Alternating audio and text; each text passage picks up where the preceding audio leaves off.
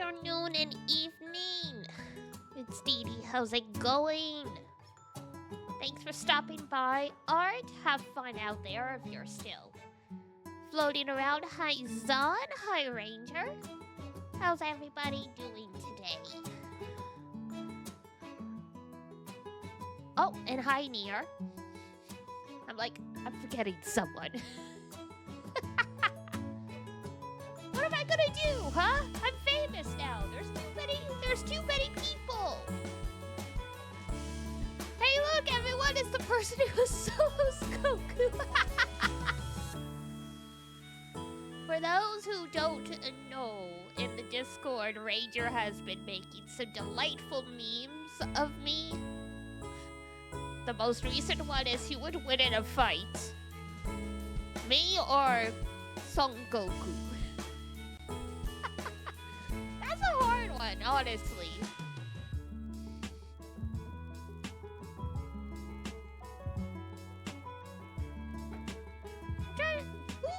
Chippy D to be exact. True Chippy D to be exact.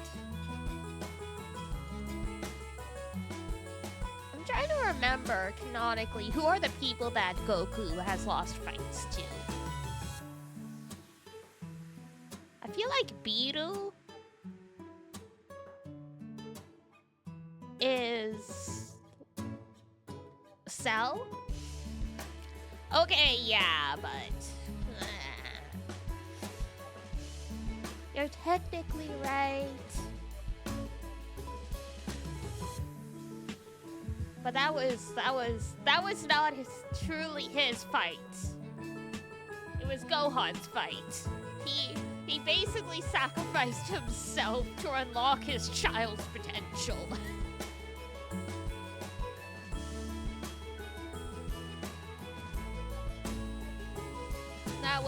That was. And then Gohan becomes a nerd. And then he goes to frickin' university, and then it's like, alright, Gohan! We gotta save the world again! We gotta participate in this intergalactic tournament. And he's like, oh shit! I can't! I have a conference! There ain't gonna be a conference if our universe gets disintegrated, Gohan! Tisk.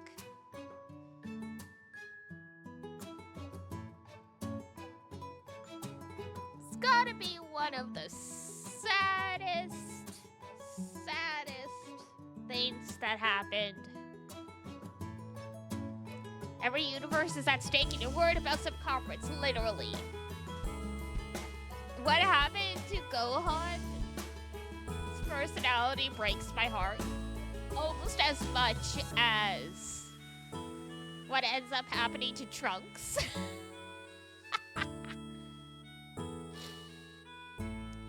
Because, I mean, Future Trunks was such a badass. And, I mean, it makes sense that, you know, with the world not going to shit because of Cell and the androids, that Trunks ends up growing up to be a spoiled rich brat. But it's still sad.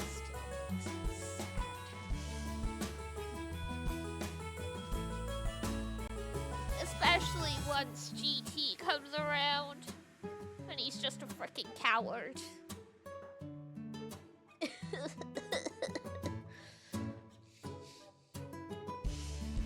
Pain and suffering. Goten was also a disappointment. What happened to so many of these characters, man?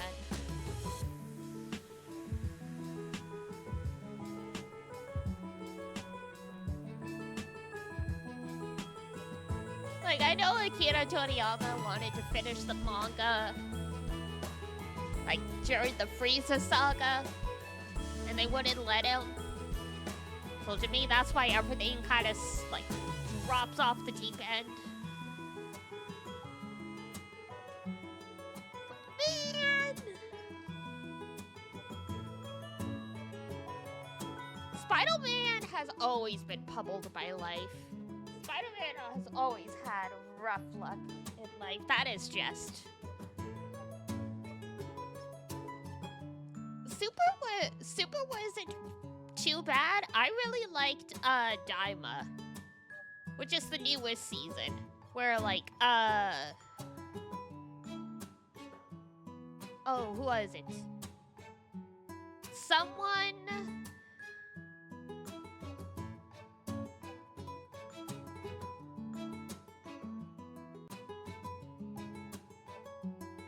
was talking to Bella earlier because no work today, and while she's in Japan, she stayed up late to talk to you, and eventually I showed her the memes, and it was all going swell until she said, "That's my waifu." Oh no!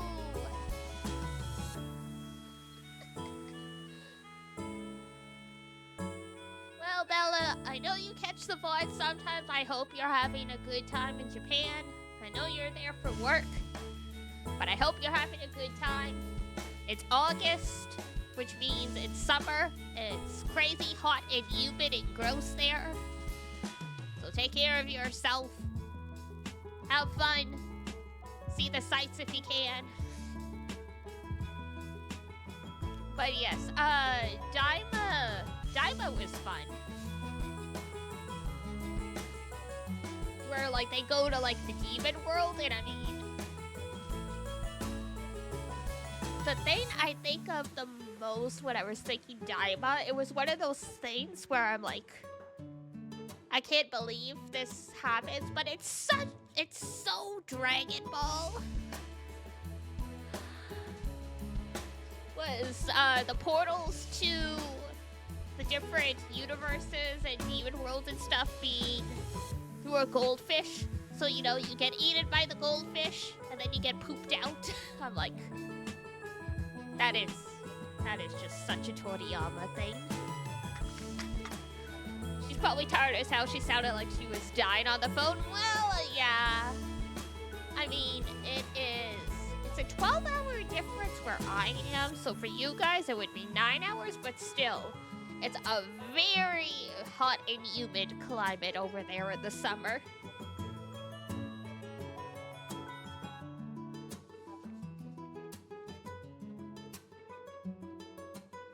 They do have air conditioning and stuff like that, but yeah, very different environment.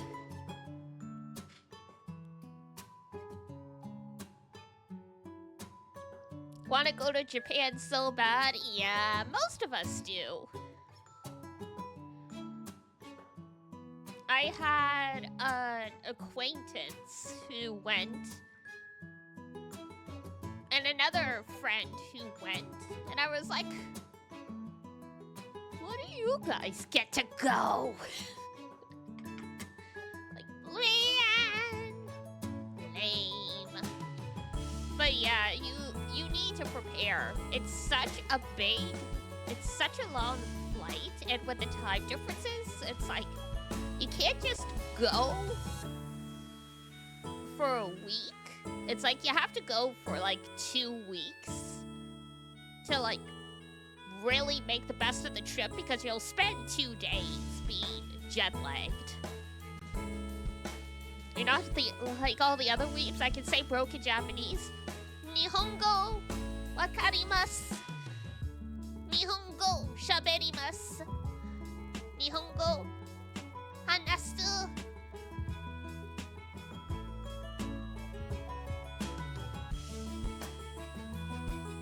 I didn't have to flex. I just wanted to see if you would understand.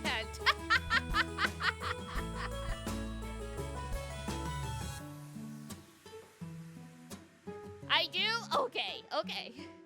For those who don't, I basically was like, I understand Japanese.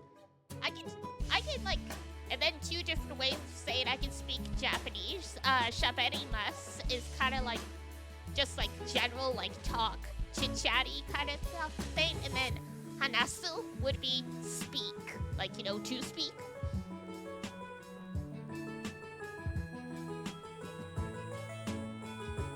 Very nice. Nice to have someone who knows a little bit here. periodically, anytime we're playing, like it happens when we're playing Persona games and, you know, all the signs are in Nihongo. I'm like, the game's like, go here. I'm like, wait. I need to read this sign. I think this is I think this is like a podontist. I think this is like a foot clinic. And this is the chiropractor. You read VNs in Japanese? Ooh, okay, yeah, that's impressive. I just hate when the voice doesn't match the translation. Oh, you're at that level, okay. I get like that with, French. Because, I mean, I'm learning Japanese, but, like,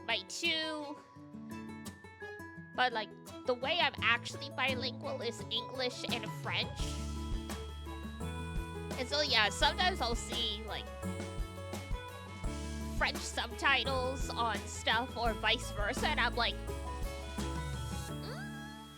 that ain't right. That's sick? Yeah, I'm French-Canadian, technically. Not from Quebec. I'm from, what is it? Like, Quebec is where the highest population of French speakers are in Canada, but there's big pockets of people who are French speakers outside of Quebec. Where I grew up, it's something like 60% of the population in that town speaks French. So yeah. Oh my god, Code Lyoko. Now that's taking me back. Early 2000s. You know what? Yeah, I watched Code Lyoko. I decently liked it back in the day. I don't remember it super well, but I did remember enjoying it. And hello, Keiki-kun. Welcome in. It's all on YouTube. Oh, nice. Yeah, I remember early 2000s, late 90s. There was a lot of animation that was like from France, but the art style was kind of like anime inspired. Ahoy there, Bossu. Nice to meet ya. Nice to meet ya too. Welcome in. We're just yapping before we get started with the game.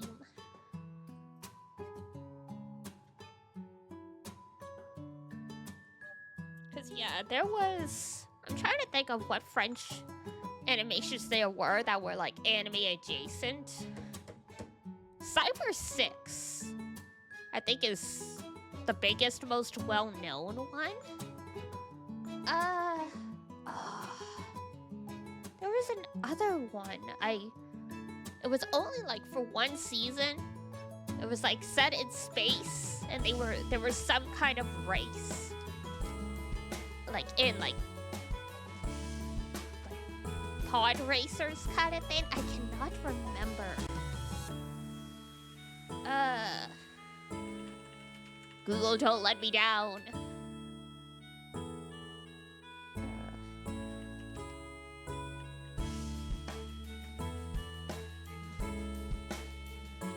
Oban Star Racers. No way. I got it.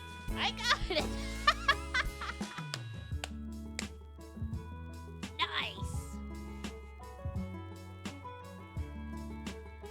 I just googled French animation pod racers 2000. What? Yoko Kanno did the music for it? Holy shit.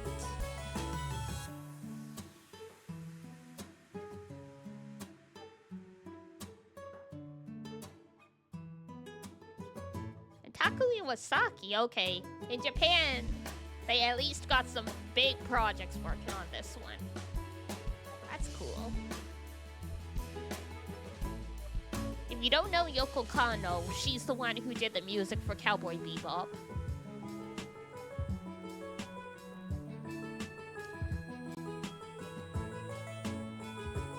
And some Ghost in the Shell, but Cowboy Bebop is obviously the most famous.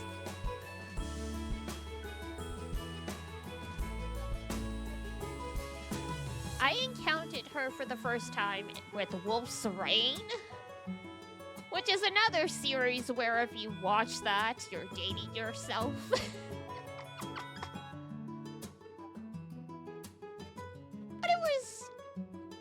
it was enjoyable. The somewhat forgotten original anime by Bones kind of got buried because Full Metal Alchemist came out around roughly the same time.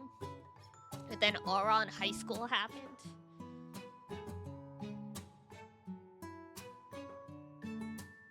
But Wolf's Rain was good. I mostly saw the dub, which was hilarious because it was like one of the last roles that Tai from Digimon's voice actor was in. Because his voice actor was one of the few ones that actually went and did other voice work after Digimon. Not a lot, but he was around.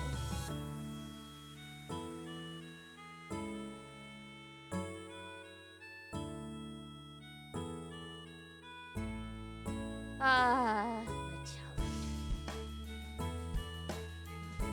That and Beyblade.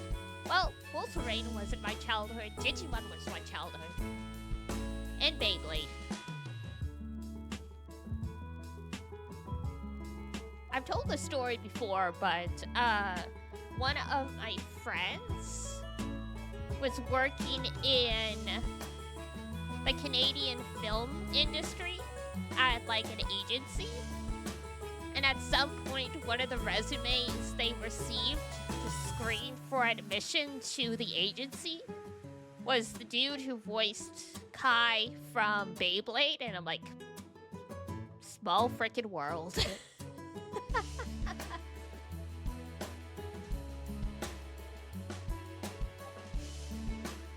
It's funny how that stuff ends up happening. They never met him, from my understanding, but yeah. Like, just one of those moments where it's like, whoa, that's crazy.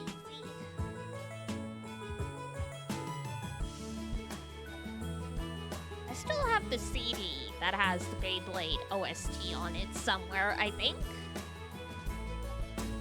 I don't think I got rid of it. It's not as in its original case, though. My parents just threw it in whatever case they could find when they were packing up my stuff to help me move.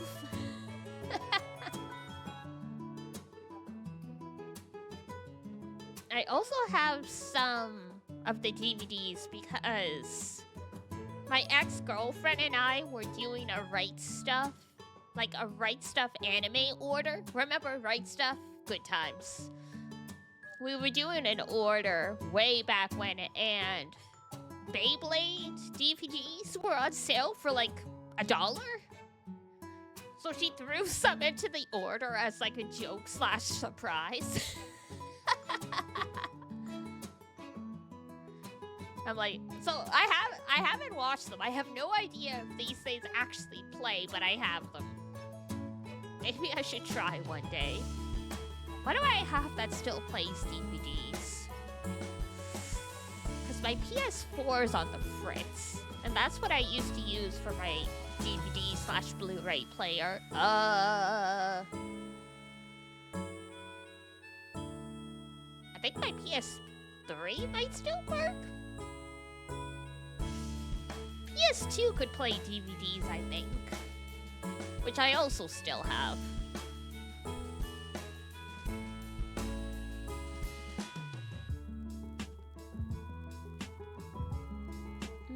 Ding dong. Hey, Forgotten Guy. Hello, how's it going? 4-leaf clover potion. Go. Go get Saber. Go. It is your destiny. It is time. Run. Run for the gotcha. PS2 playing DVD was a large part of it selling so well since it was cheaper than other DVD players. That's so true. That's I mean, I bought my PS4 to play games, obviously, but like, my family was like, at some point they were like, do you want like our extra Blu-ray player? And I'm like, I don't really need one. I have my PS4. But now it's on the fritz, so I'm like, now what do I do? I'm pretty sure they sell separate drives nowadays, like, you know, that you can plug into your PC. Because nothing comes with CD drives anymore. I remember back in the day I had a PC that had CD drive and a floppy disk drive. It sounds ancient when I say, because floppy disks were still vaguely around at the end of elementary school, start of high school for me. But floppy disks, like, they hung around for quite a while. They didn't fully phase out for, like, a bit. Technology is a lie. Trying to, like, understand when stuff started. Because it feels like smartphones have been around for, you know, 30 years? No. It's just been like a decade, really. Like, yeah, when I was in university, I had, the QWERTY. You know, the ones that had, like, you know, the slide-out keyboard and stuff. My first year at university, I still had, like, a pay-as-you-go flip phone. That's what I had in high school as well. Like, if you had an iPod, Touch, you were considered real fancy.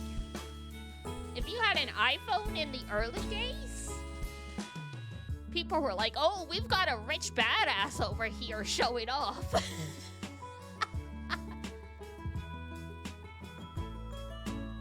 Now it's like, iPhone, normal, basic, whatever.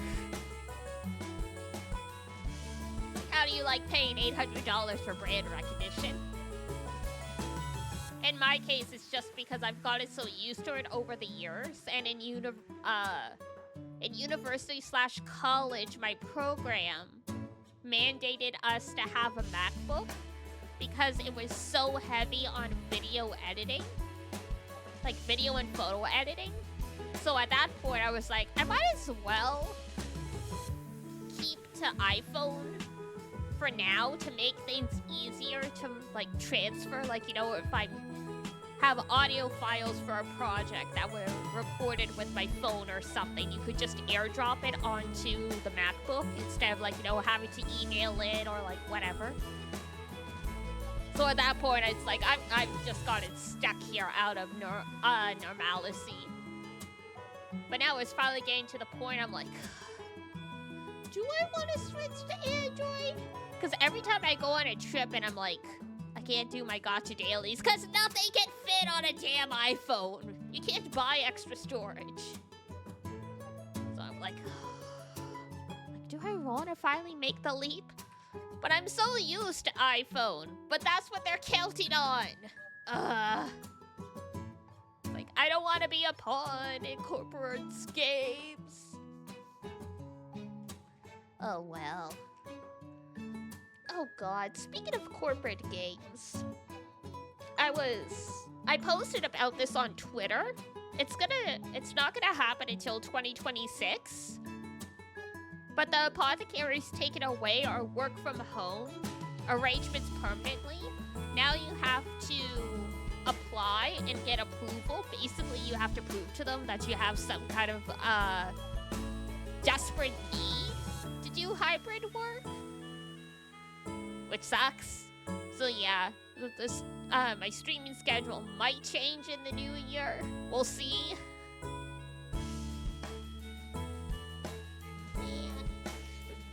I was so annoyed. I was so pissed off when I saw that email. When I got home from work, I cleaned.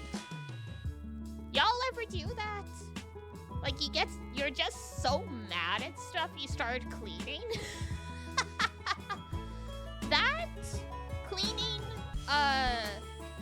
impulsively dyeing your hair, impulsively cutting your hair, impulsively getting a piercing are some of the most common things people do apparently when when something happens to them that's beyond their control. Because, like, the only thing we can often directly influence is stuff that happens to our own body and or our environment.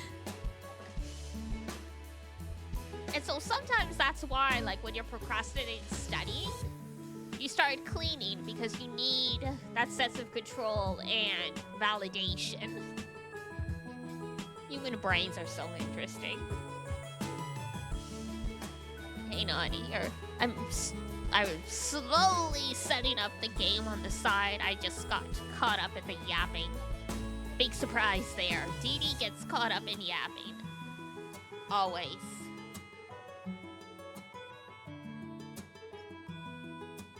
Use an external USB Blu-ray drive for... Ah, that's true, that's true. Oh yeah, speaking of technology stuff. I need to put a command for my throne, but I threw something new up there because Sun Won on his YouTube channel, like so you ProCD/Sun Won Cho, the voice actor, he has a YouTube channel as well.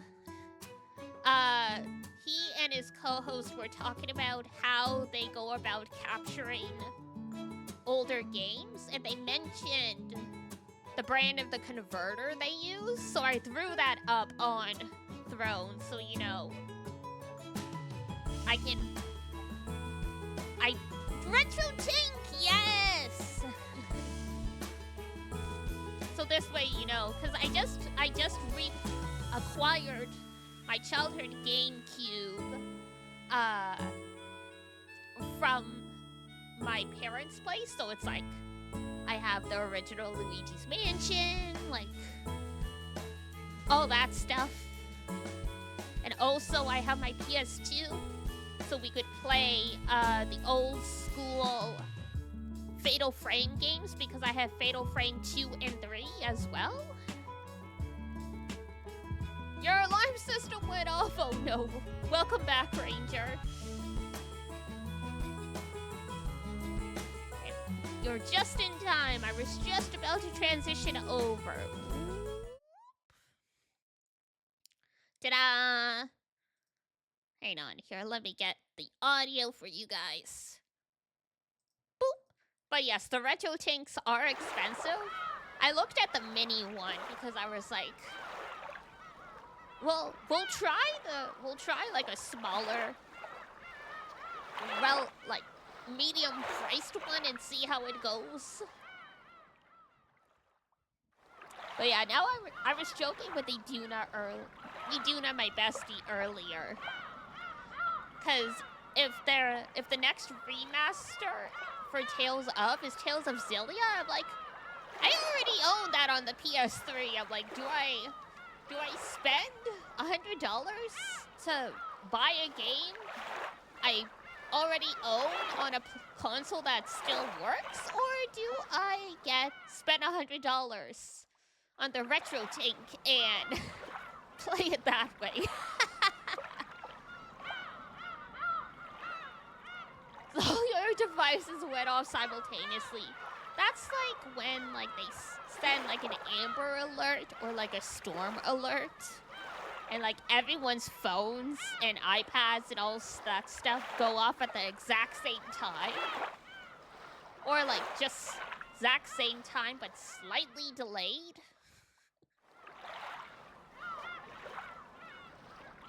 It's like just a wave of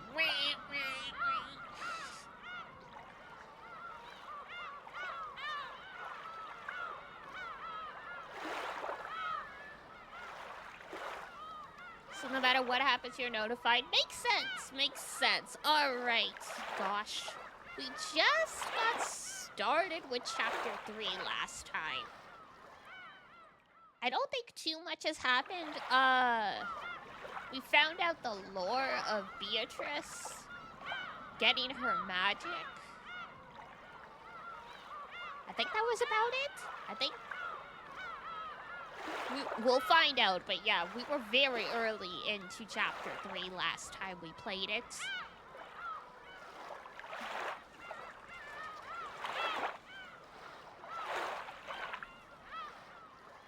So that is Chapter 3, Banquet of the Golden Witch.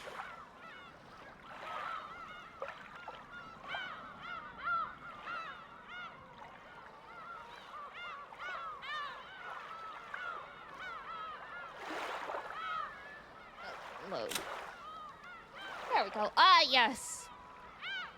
These ding-dongs on a boat.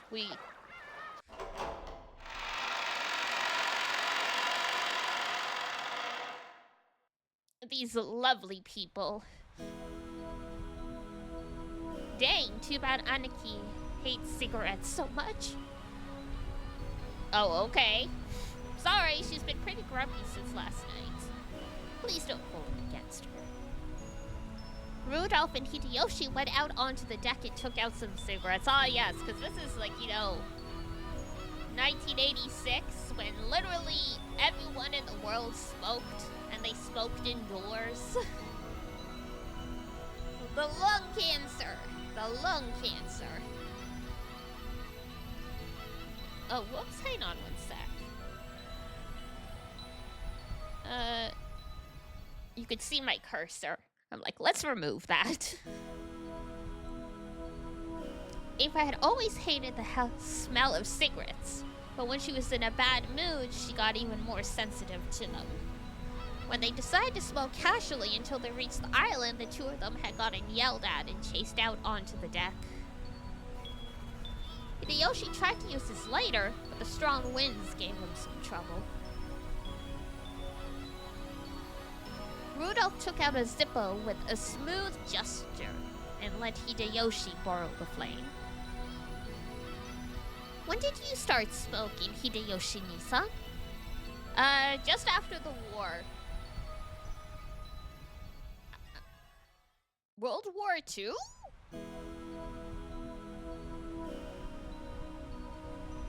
Or did you mean the Korean War?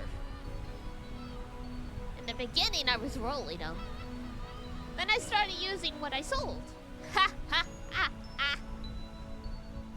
So you were already smoking when you met Aniki. But she's always telling you to stop. I never listened to her, so she's already completely given up on that. Wah-ha, men gotta be stubborn in times like these. Hideyoshi laughed heartedly, but Rudolph snickered. After being scolded by Ava, they'd escaped to the deck together with their tails between their legs. There was little doubt who had gotten her way in that exchange.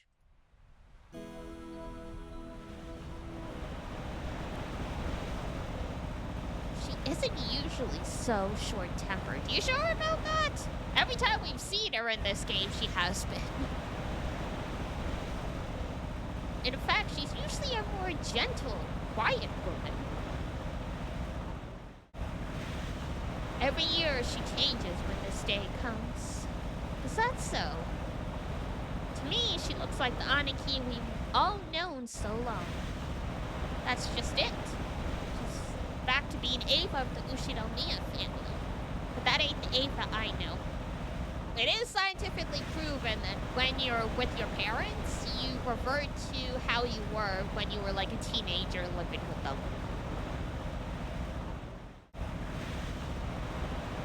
Well, I know why she's grumpy. This family conference is gonna be a pain. Got that right. Oh, the waves might be a little loud. I'm gonna lower that just a bit. This game is difficult to balance, so if at any point the BGM or the sound overpowers me, just let me know. Got that right. There's that plan to threaten money out of Kraus Nissan. We may call it a family conference, but it's gonna be just a sibling fight at this rate. Before the family conference, 3 of the siblings had made a secret pact without Kraus. They were all facing urgent situations and needed a lot of money fast. and the only one they could turn to was Kraus, who spoke for the Ushinomiya head, now that Kinzo spent his time shut up in his study. For a long time now, they'd vaguely sensed that Kraus was taking advantage of the fact that Kinzo had lost interest in his own wealth. And they suspected that he started embezzling that wealth to suit his own purposes. It's not really embezzling it if Dad signed over a power of attorney. But somehow, based on how Kinzo's always been, I don't think he would do that, but who knows? Despite being disgusted by this, they turned a blind eye to it while everything was still going smoothly for them. But now that they needed money, they really couldn't afford to let it slide. Ava had asked Rudolph and Rosa to form an alliance, and they were now scheming to take that money away from Kraus. Rudolph-kun, both you and I are company presidents. We're responsible for the livelihood of our employees. Rosa's the president too. Well, as a hobby. As a hobby! Oh, that's right, sorry. What's Rosa the president of? What's her company? I have so many questions. That's the first time they talked about what Rosa does for quote unquote a living.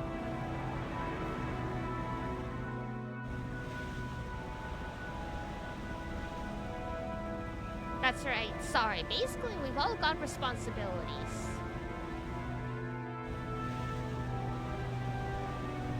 This feels like a conversation that can only be had in a visual novel like this. Because in the West, I feel like if this was a story written in the West, they would all be like trying to preserve their wealth and riches, and I mean, maybe that's part of it. Maybe that's part of it. But being like, oh, we've got a responsibility for the livelihood of our employees, so we can't let this company flop. Feels like a conversation that could only happen in a visual novel like this. Hideyoshi looks Chadley. I still don't know what that means.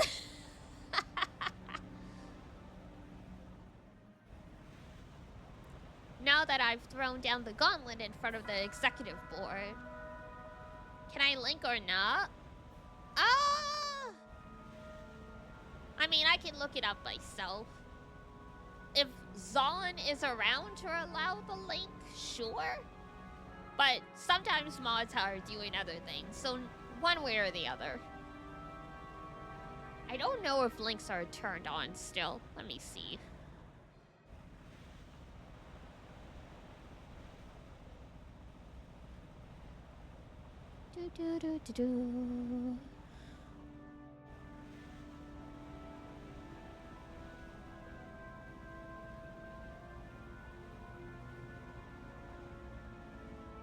I can't see the setting, whatever. It's been so long. Now that I've thrown down the gauntlet in front of the executive board, I've got to bring in the money, even if it means getting down on my knees or drinking mud. Ew. Same here. I can't betray their employees who've trusted me and followed me for so long. That's why I need to get some money out of Klaus Nissan, even I have to grab him by the neck. Well, that certainly is a thing. Aniki and Aniki have always been at each other's throats. And now she's got to challenge Aniki head on. It's no wonder she's on edge. So Ava has had a bad relationship with Klaus Nissan since long ago?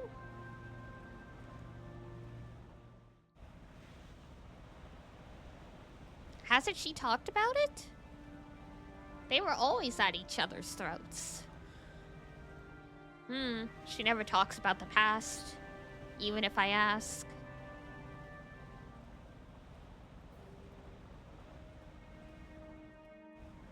She probably doesn't want to remember.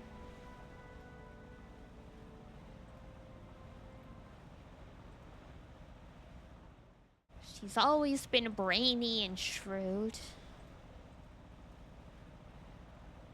Her grades were good too. Compared to that, Aniki was just average, but Aniki was a boy and she was a woman, so she never stood a chance. Oh, I hate society. I see where this is going.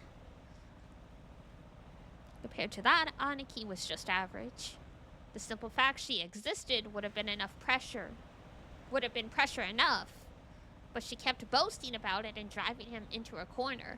Why, Konnichiwa! Hi, Tsumaki! How are you? That fool. Why drive him into a corner so openly? I'd hardly call that shrewd. Huh, no kidding. Aniki regretted being born a woman. So she probably couldn't forgive Aniki since he was chosen to succeed the head just because he was a man.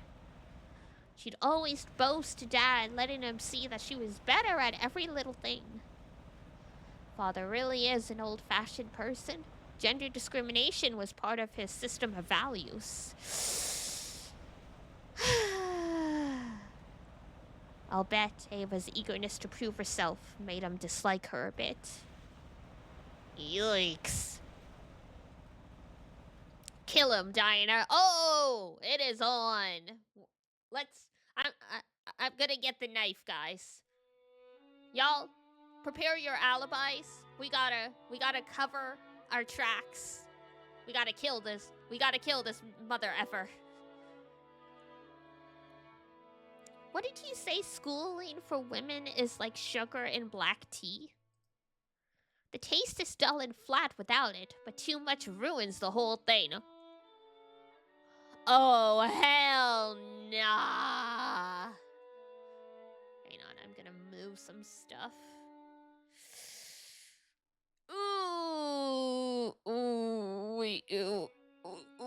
We gotta kill this guy.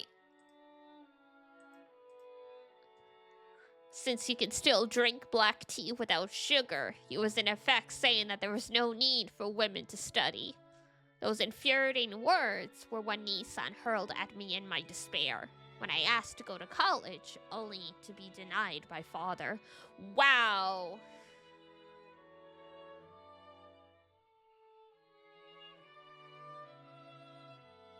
Yikes.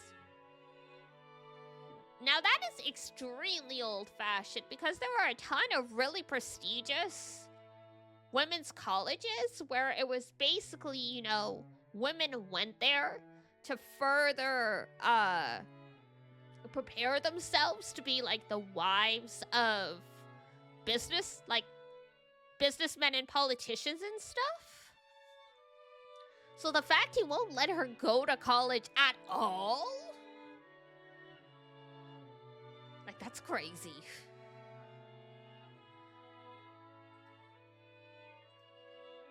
Because what was it?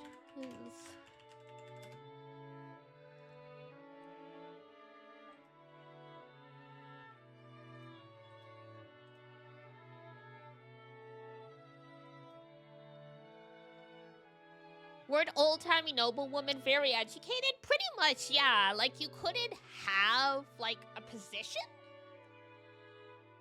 But, like, it was, you know, one of those things, because, like I said, it was, like, about preparing to support their husband and, like, children and stuff like that.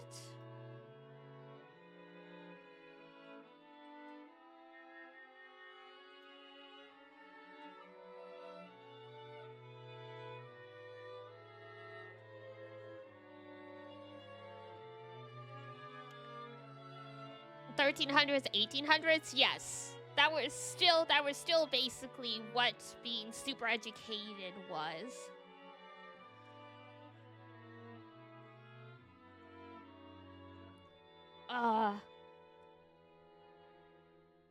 I can't remember.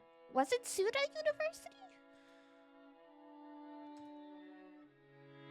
Yeah. So Suda University is the one I was thinking of. According to Wikipedia, is one of the oldest and most prestigious higher educational institutions for women in Japan, contributing to the advancement of women in society for more than a century. It was established in 1900.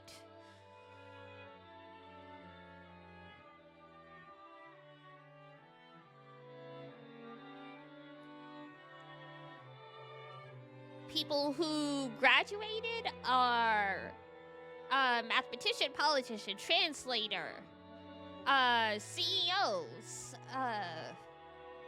professors, like the first appointed female professor of Tokyo University. So yeah, there's like a lot of these types of colleges. Like Tokyo, there's like one, Tokyo Women's Christian University is like one of the higher ranking universities in Asia in general. It's like 38th or something like that. So yeah, Ava's point here about building up dignity and education totally made sense. This is just Kinzo being a sexist piece of shit.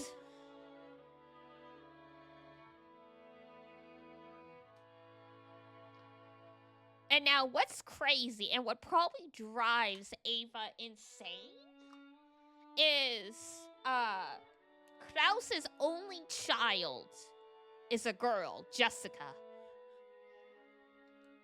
And so because of that, like Ava was really excited about having a boy, and she's constantly been trying to push George as being the better successor, but it's still looking like Jessica is gonna be the heir, which must set Ava on fire.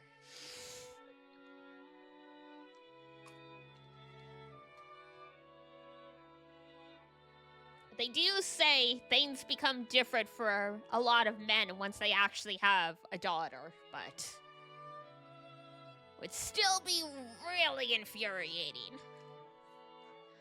I protested that I need to build up proper dignity and an education as the oldest daughter in the Ushinomiya family, making college an essential next step. But when it came to it, Father and Nissan's answers were exactly the same. Hi, Butter! How conceited for a woman, Jesus Christ.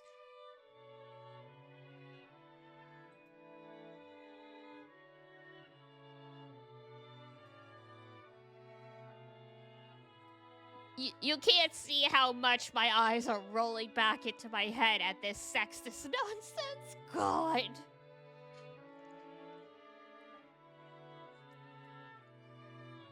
I cannot even imagine. I've never taken the Ushinomiya name lightly. Not once since I was born into it. And I've been even more careful not to take my father's name, Ushinomiya Kinzo, lightly. Our family is an old one with many traditions. But it lost its wealth in business in the Great Kanto earthquake, pushing it to the brink at one point. That was when Father took control with his ingenious talent, reviving it to be even greater than it had before. Not once did I forget that I was the daughter of that great Ushinomiya Kinzo. And what was her mother doing in all of this? Or did, Mrs. Ushinomiya already pass away at this point? That's why I always made every effort to become worthy of that name. I needed dignity worthy of the Ushinomiya family, schooling, manners, and leadership. Even if I couldn't reach Father's level, I deepened my knowledge in economics and finance, trying to improve myself so I could be of use to him at any time. However, in the end, Father never acknowledged my efforts. To father, a woman was only meant to support a man, and nothing further than that was permissible.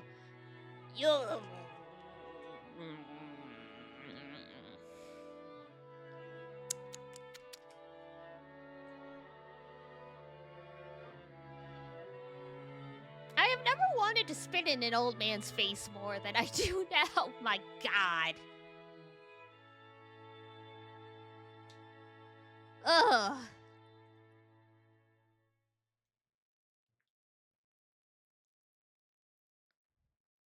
Kinzo only becomes better, worse. God, I can imagine.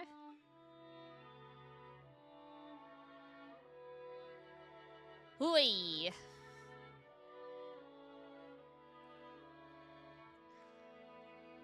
When was it that I came to understand that? It may have been as early as my childhood years. But I was going to have to wait until I grew up before I could truly accept it. And thank you for the head pat, Butter. Compared to me, you couldn't have said that Klaus, my older brother of 2 years, worked hard at all to become deserving of the Ushinomiya family name. He told me many times since my early childhood that he would naturally succeed father, simply because he was born a man. He kept on repeating that as though it formed an uncrossable gap between us. I couldn't stand it, even though I always got better grades than Nissan. Even though I became class president when he never managed more than vice president. Even so, Nissan was considered to be the appropriate successor to the Ushinomiya family just because he was a man. Imagine being a rich boy destined to take over your father's business and you never get higher than a vice president in school. Rest in peace. Of course, you could find gender discrimination everywhere in those days. No, it was even considered a virtue in that era. A virtue?! Damn. I could understand, like, it being normalized, but a virtue? Like an expectation?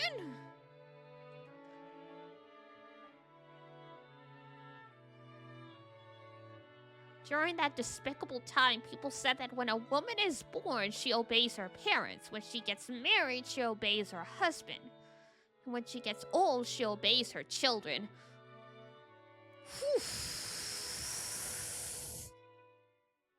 I want to say things are different, but there are some people that to this day still live by this doctrine. Ugh. Diana crash out incoming. Oh, it's true. It's true.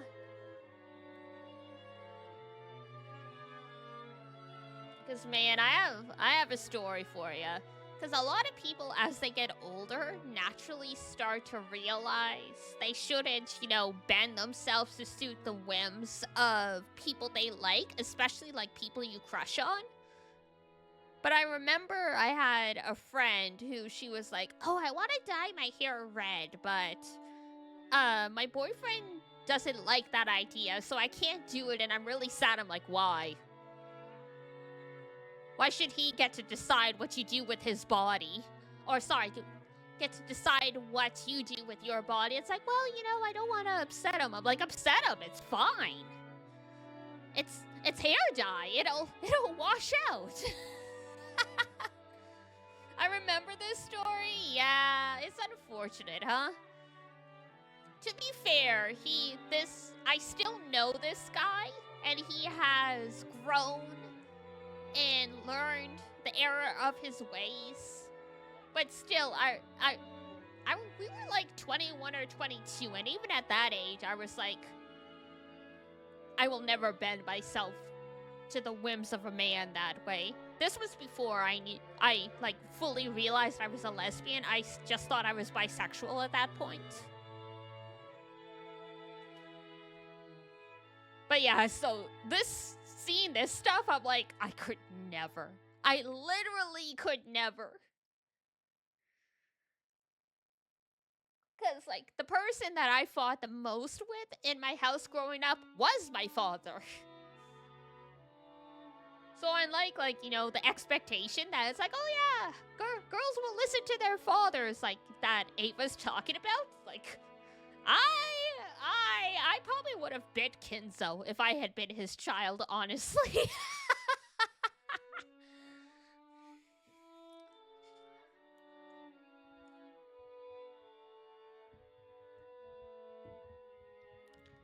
Are you into their looks or who they are as a person? Exactly.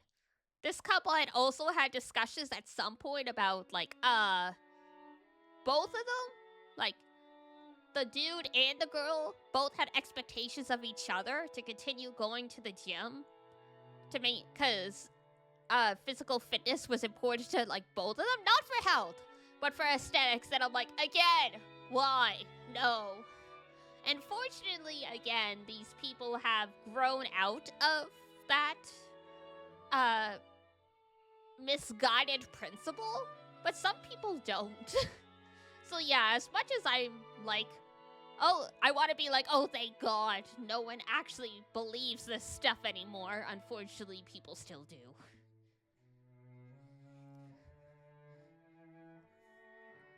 Moral of the story, it's hard not to want to bend yourself to fit what someone wants you to be, especially if it's someone you're romantically interested in. But don't do it. You'll just make yourselves miserable. And considering relationships either end in we are together forever or, like, breakup, there's no point. If you guys break up, you're gonna regret that. You're gonna regret having bent yourself so much to them. And even if you get married, possibly at some point you'll regret it because you realized your relationship is built on a lie. Like, you have to keep that charade going for years. And then at some point, your partner's gonna look at you and be like, you're not like how you used to be anymore. What happened? And it's like, I'm being myself now.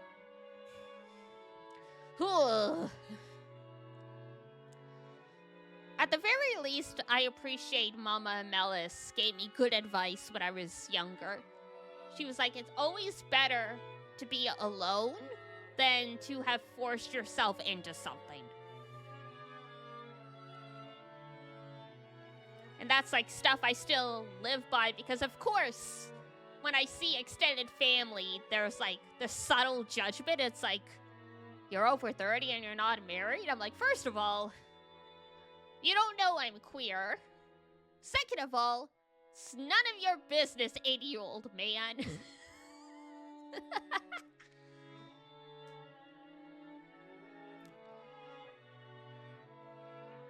That was exactly why I wanted to turn that on its head. Innocently, I kept trying to prove that I was the most fit.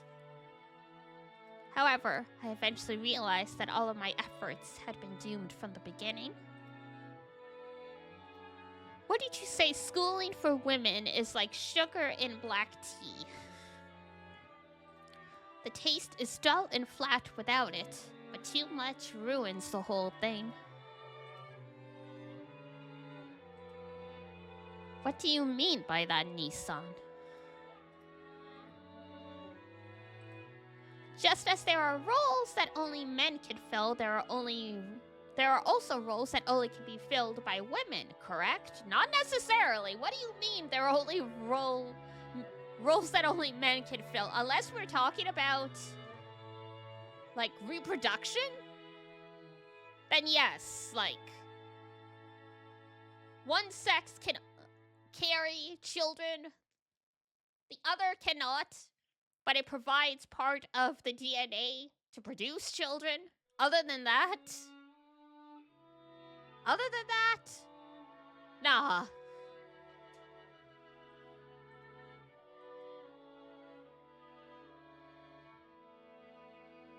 I do believe giving birth to children, raising them, and supporting the master of the house are roles that can only be filled by women. Oh, heck no. Without getting into the whole, sex versus gender and all that stuff. Men raise children. Men should raise children. You're just invalidating all the single dads out there. Shut up, Kraus.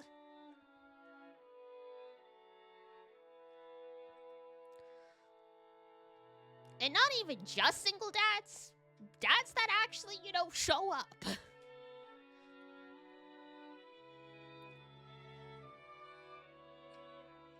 I've read more of Ryukishi's work and not impressed. Yeah, I mean, it's hard to say because you can write this kind of stuff and not actually endorse it. But sometimes what people write is, in fact, 1v1 their views on stuff. Ryukishi, was apparently a social worker before he started writing visual novels. So it's kind of like, I can see how he's exploring the different dynamics he would have seen as a social worker. Because as a social worker, you will run into people like this. Like, probably more so than other people in society.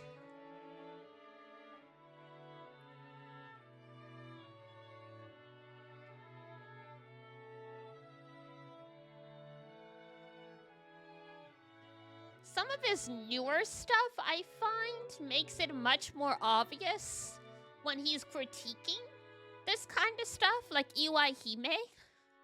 Because there's an idol in that one, and she ends up, her whole thing is she used to be a very popular child actress in a magical girl show, and now that she's a teenager and trying to get away from that role, people keep referring to Iwaihime reader. Yup. I played through 75% of it. It's all on my YouTube. I saw the text and said no, yeah. It gets a little intense, but it was very interesting. But yeah, in that case, it was very clear that he was exploring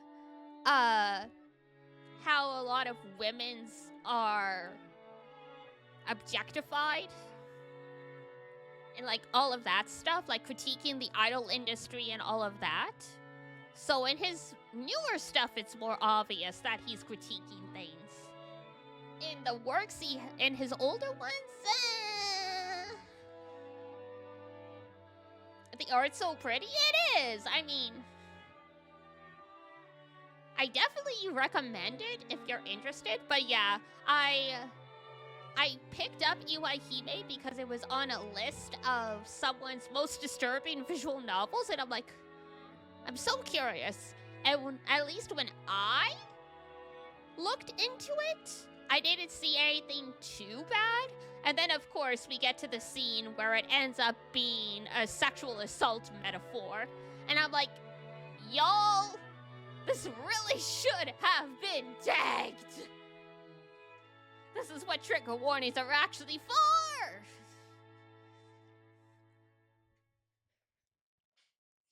Because, like, I refuse to read out that scene.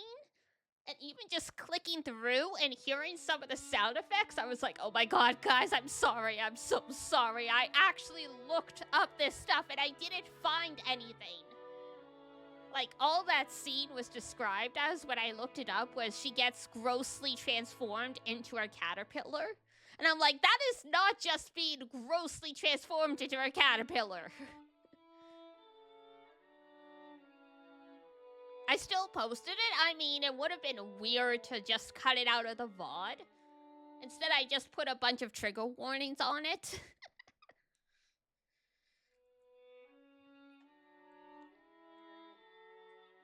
Because, I mean, there's a place, especially since, like, you know, that wasn't done for titillation. It is actually part of her story. And how her mom has been sucked into her cult and she's being assaulted and stuff like that. And that's why she's stuck in this fantasy of running away. So, like, it did actually have plot importance.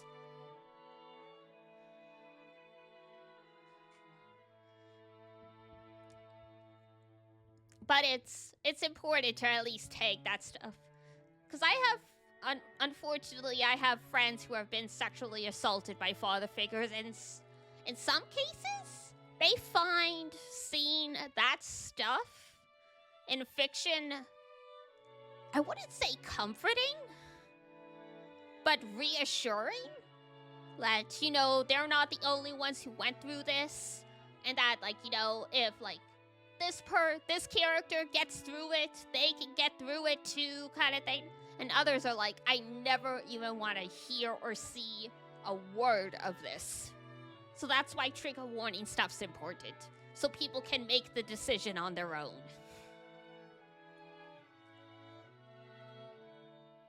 But yeah, I was so mad when people were being really weird about trigger warnings when Erased came out. Because I'm like, y'all, there's child abuse. People have been abused by children. Don't just bloody recommend this series to people. You are going to give them a panic attack.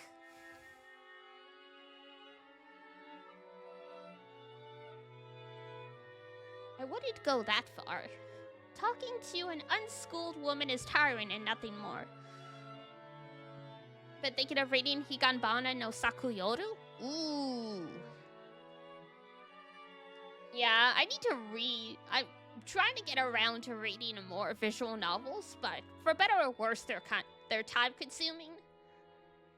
So I can only do 1 or 2 at a time. Like, I'm playing 2 Heart off-stream. Because sometimes it's nice to just have something for yourself when you're a streamer, but yeah. 2 Hard Reader 2? Yep. We didn't finish it on stream, but I've played Kanon. I want to play Air. Air is like my favorite key visual art series. So I was really, really excited when the visual novel came out. One of these days, I'd love to... You have the airbox? Nice! Yeah. One of these days, I'd like to try playing Tokidoki... Tokimeki Memorial. I haven't played Takapo, but I loved the Takapo anime when I was younger.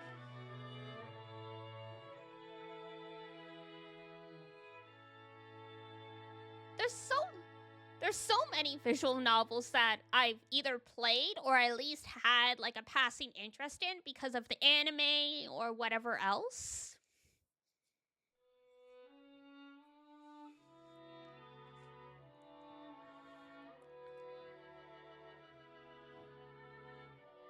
Before social media was like a thing, one of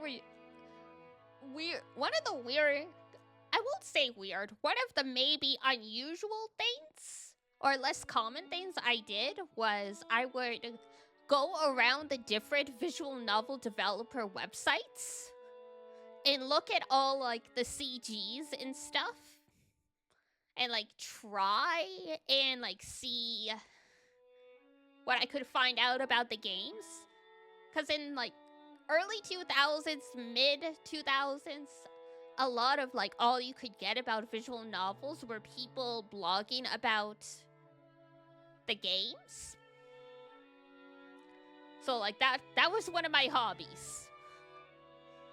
I knew about School Day before School Day was like School Day the anime was a thing. Yes, the visual novel database. I don't think I knew about it at that point. I'm sure it existed. I was like 13, so you know I was quite young. School Days. They're releasing School Days in English, and I'm like, I don't want to play it, but the fact that School Days is finally officially out, I'm like, it's like one of those morbidly curious things. I'm like, oh god, like it's a train wreck. I'm reading it on release. Let's go. I don't think I would stream it, but I might pick it up.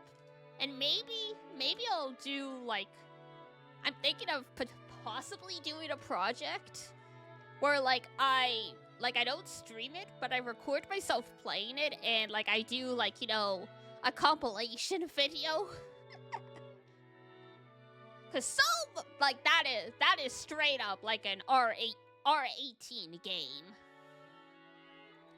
Like, even if, like, you ignore the actual, like, sexual content, just the amount of gore and other messed up situations in it make it like an R18 thing. And so I'm like, you know, that's not really my brand most of the time, so, but it would be nice to explore it as well.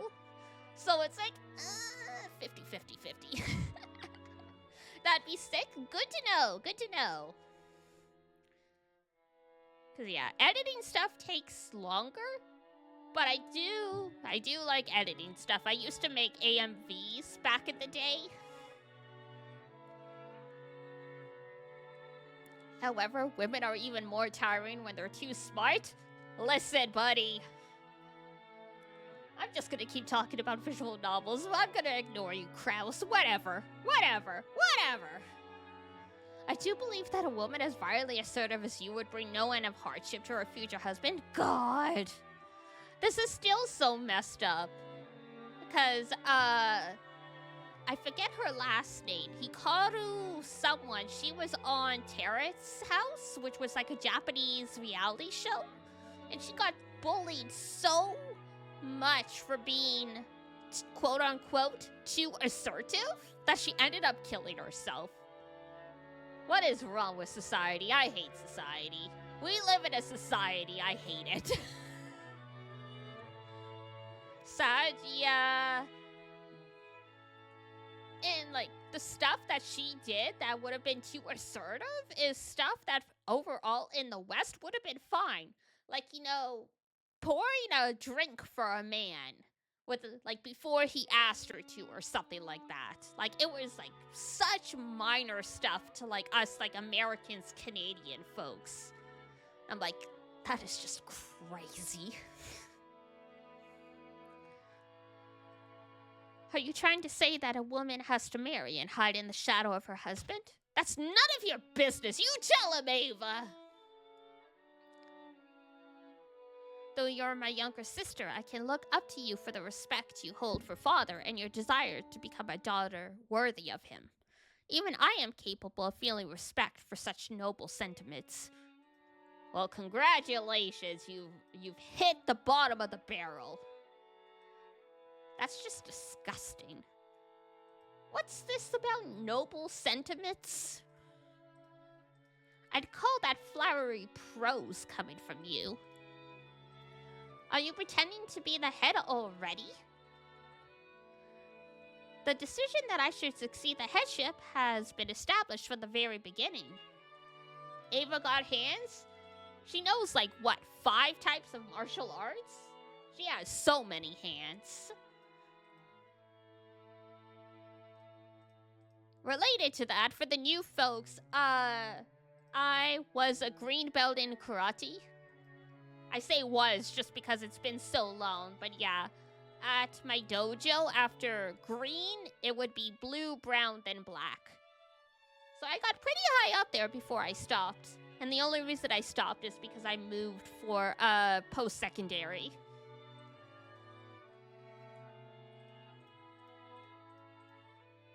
The decision that I should succeed the headship has been established from the very beginning. And yet, you seem to be laboring under the illusion that you might become the head, hence the useless and reckless efforts you've expended thus far.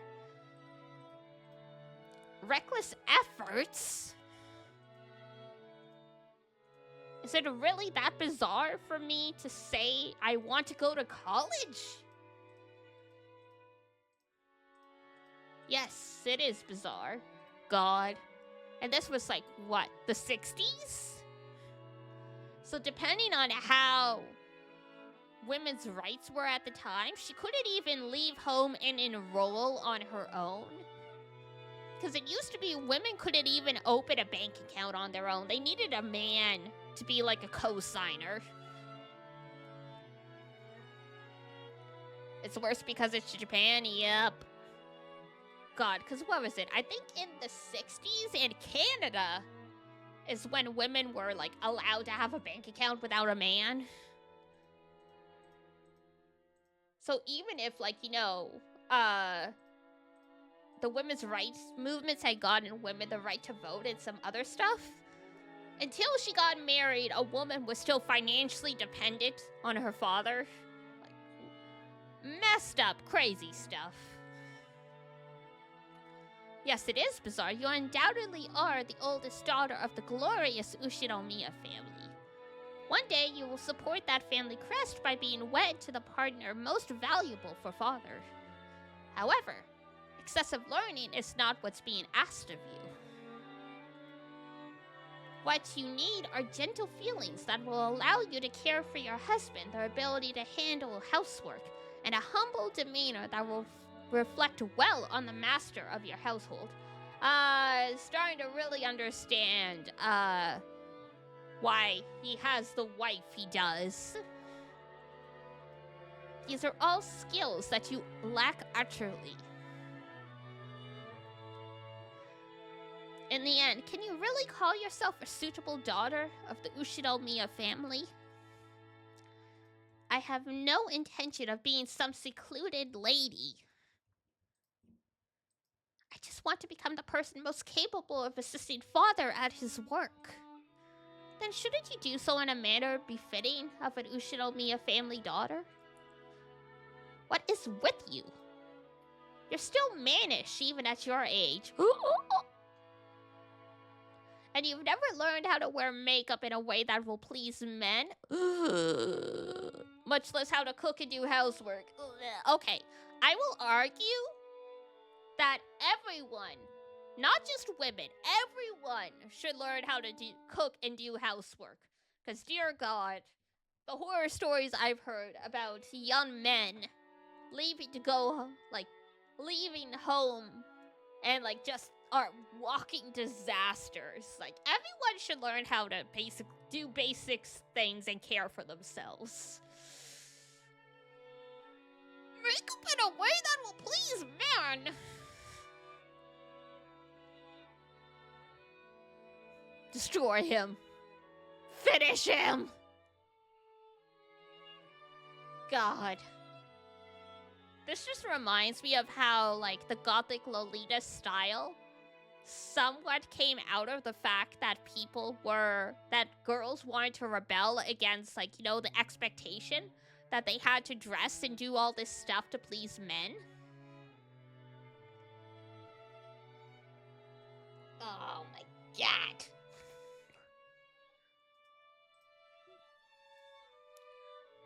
I hear you've been learning how to brawl? Yeah, she's gonna kick your ass, man. Gothic Lolita has no business being that swag. So,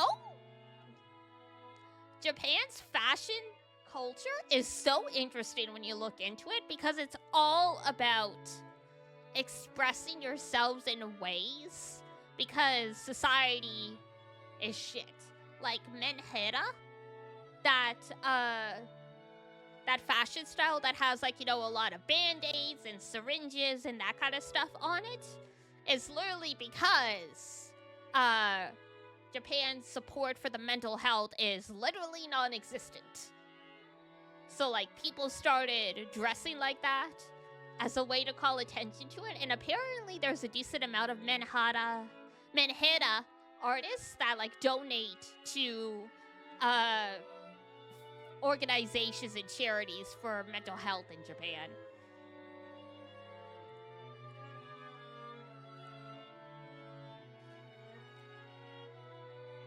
My friend Toko, who is also a VTuber, he's into Lolita and menhera and stuff. Super interesting.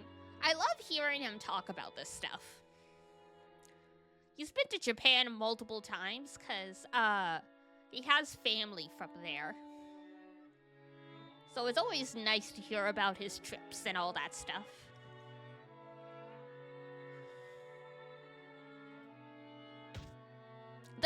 That's rude! The martial arts aren't brawling. They're a perfect way to train and discipline the mind.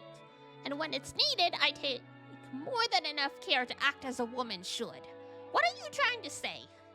That women should be slaves who work for men, so I mustn't be so forward? I love the irony that Kraus is like this, and he has a daughter who is even more quote-unquote mannish than Ava. It isn't elegant to say it out loud, but I think a few unpleasant words are necessary in order to correct your mistake. So let me say it plainly. Women exist to serve men. Get 'em! And men exist to provide for women. Do not! No! No!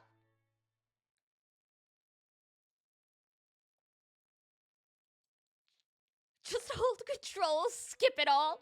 But it's lore, it's plot. To protect a man's back? Yeah, let me just protect it by putting a knife in it. Most women realize this without being told. They just...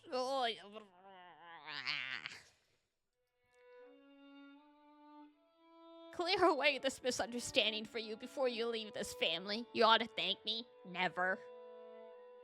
Never! This is an insult to all women. You know, no wonder George is so progressive. Considering Ava probably taught him. Though she's still not great because of how much she hates Shannon. But yeah. I've never thought of myself as a woman, and I've never depended on anyone because I'm a woman. Hey, Ava's non-binary! Congratulations!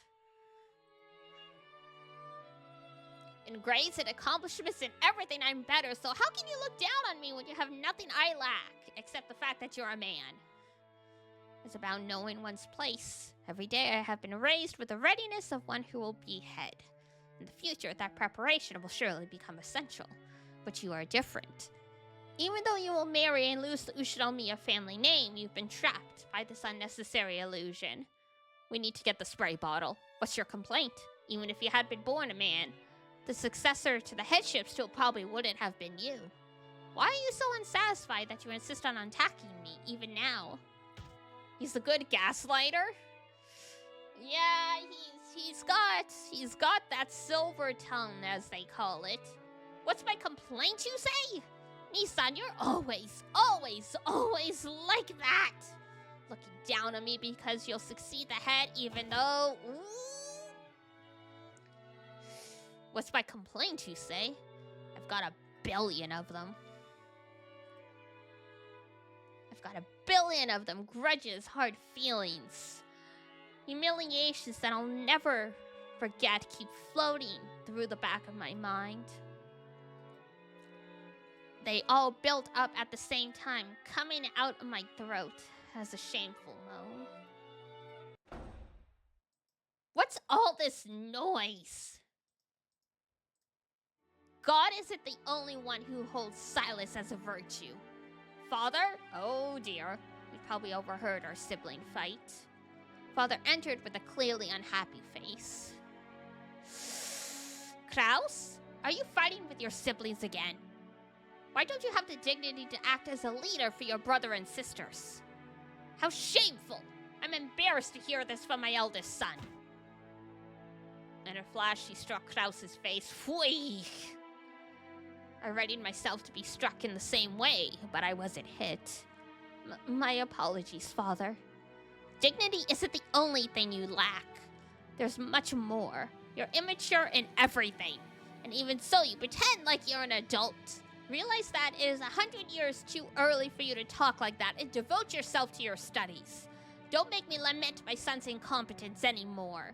Yes, I will continue to strive so that I can become a person worthy of succeeding you, Father. It was as if those words were directed at me. Even when he was being yelled at by Father, he was still bragging to me about how he was special, about how he was the successor. I just couldn't stand it, and finally spoke what was on my mind. Even though I realized that it would be improper for a member of the Ushinomiya family to do such a thing. Father, please, tell me how I'm inferior to him. I've tried so hard, studied so hard to become a person who won't bring shame to your name. Please tell me how I'm inferior. How can I improve myself to earn your acknowledgement?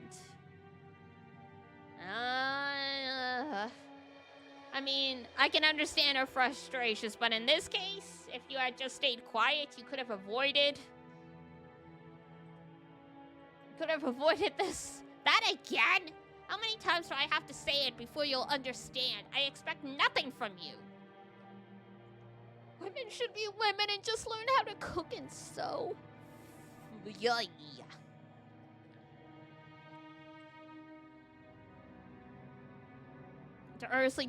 No.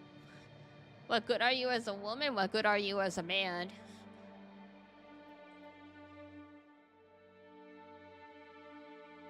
You only want to learn things so that you can act like a man? Really? Your duty is not to imitate crows. Don't you even understand? Oi.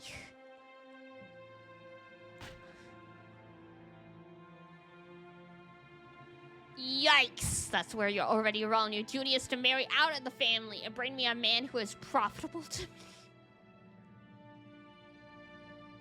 Then you will devote yourself to your husband, give birth to children, and multiply. Ay, caramba. Do you think you can make tea?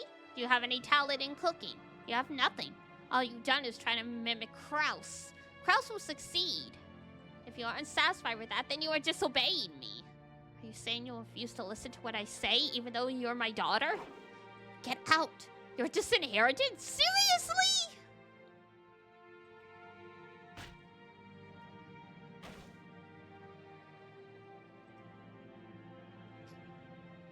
Father ain't in there. Please calm down. Kenji-san, could you bring him some water?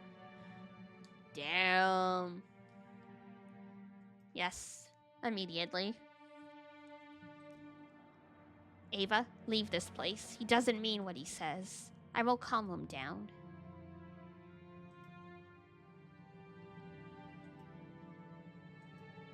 Jesus Christ. Father was coughing pretty badly, and Nissan patted his back, as if it was a duty that was naturally his. It was so vexing for me to let him take that duty all for himself right then. If I carelessly approached Father at that moment, then I would probably be the one to get hit next. However, I fiercely tried to approach Father's back. Genji blocked me. Ava-sama. Perhaps it would be better if you stepped outside for now. The master is not in a good mood today. But... Yikes!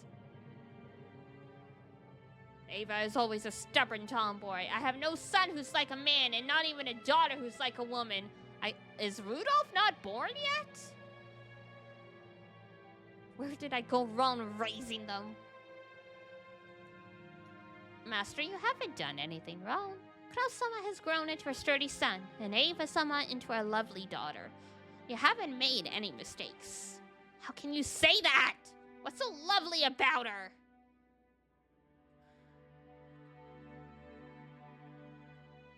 Jesus Christ. Father, that's just what I'm always telling Ava. Ava has promised that she will have a change of heart and act like a lady. Couldn't you postpone that decision? For just a little longer? Oh, I'm at this part. I sure am. Hi, Biscuit. Welcome in. Welcome into the hour and a half of me crashing out over the horrors of women's discrimination in Japan in like the 1960s and the 1980s. And oh my god.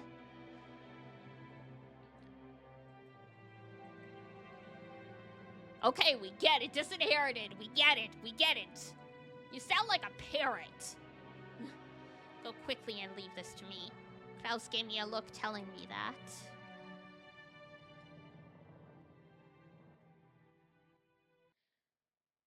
boy.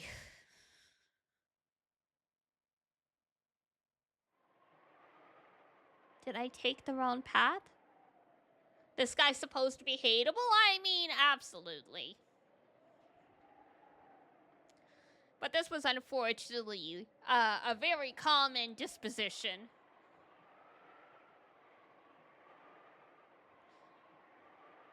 Did I take the wrong path, just like Father and Nissan said? True, I never studied how to be a lady. Everything I've learned was done in the hopes that I could help Father someday. But also, did you get her a tutor? Did you get her someone that's supposed to teach her the high society ways? If you just expected her to naturally know this is your fault. This is your fault, buddy. Because most people get, like, tutors and stuff like that for their daughters to, like, teach them, like, you know, how to, like, dine in high society and how to dance and, like, all that stuff. If you didn't do that, this is your fault, buddy.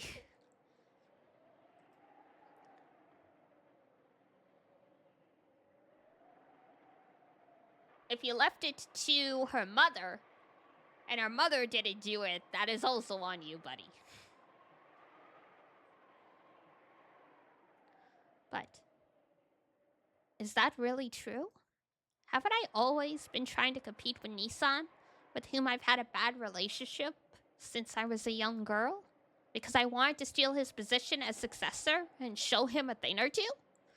Every chance he gets, Nissan tells me that men should be manly and women should be womanly. I've been tormented by this unfair discrimination just because of my gender. Something people are born with and can't do anything about.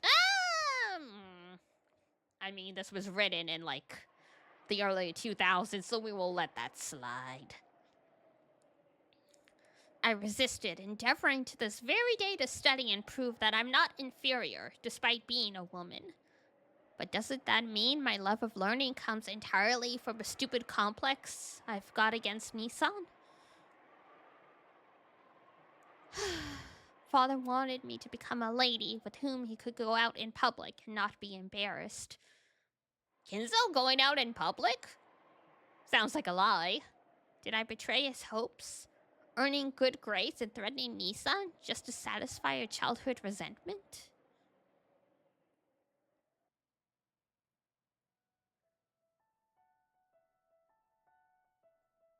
Oh, she's so cute! Look at her! She's got that old school blue Seida Fuku. Love it. I love the bob, too. She's so cute. Her family's full of idiots. That's not it. He swore to me, saying I will become the successor to the Ushinomiya family.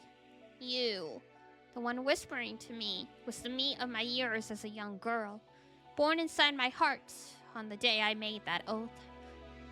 That's right. She was my only ally. This music is so good! When things got difficult, when I felt like I was about to be crushed by it all, she would always quietly appear and support me. We gotta talk about how this entire family has hallucinations. The mental health in this family? You could write so many scientific papers about this. When I ran into roadblocks and despaired, she would always appear and support me. When I grew up and the memories of my childhood years faded, I also started to forget my conversations with her. I, Ushinomiya Eva, will definitely become the head of the Ushinomiya family. And I'll triumph over that irritating, arrogant Kraus.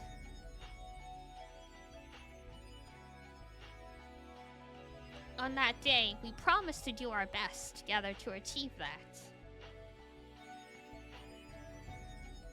That's right. We promised. On that day, I promised that I would become the successor to the Ushinomiya headship. On that day, when I had been overcome with sadness, wondering why I was even alive, you appeared from inside me and lent me your strength. Father didn't accept me. I wanted to teach Nissan a lesson. I believed that doing this would let me say goodbye to the wretched creature I once was. For a time, I truly believed that my life had no purpose other than to be looked down upon by Nissan. It's painful just remembering those days. Just remembering those days, there are a wound, a crack inside my heart. She taught me how to sew up that wound. I turned my anger into effort and improved myself, trying to become a person more worthy of the headship than Kraus was. Trying to triumph over him by making Father accept me. It was my perfect revenge.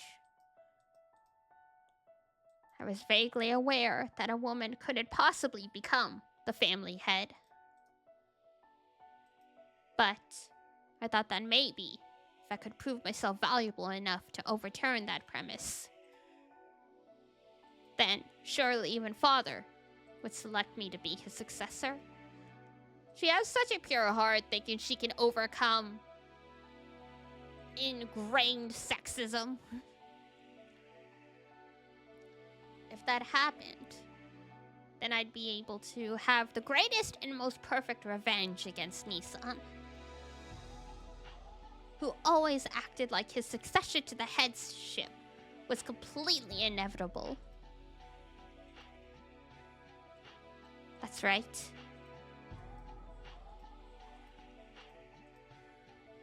If we can manage that, the wounds in our heart will be healed. We promised each other to do our best until that day comes. And now you're saying you're gonna break that promise? Scum. Coward. If only you'd just give up and die. Even though she looked like me as a kid, she was still another me. Her tongue was sharp because it was mine. It makes me pretty mad hearing that, even from myself.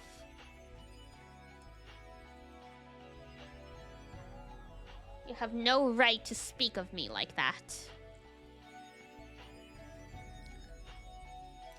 Then, let's use that angler? Pfft. Then let's use that anger to fuel our learning. Changing anger into power is my magic. Hey! That's a good phrase. Live out his spite.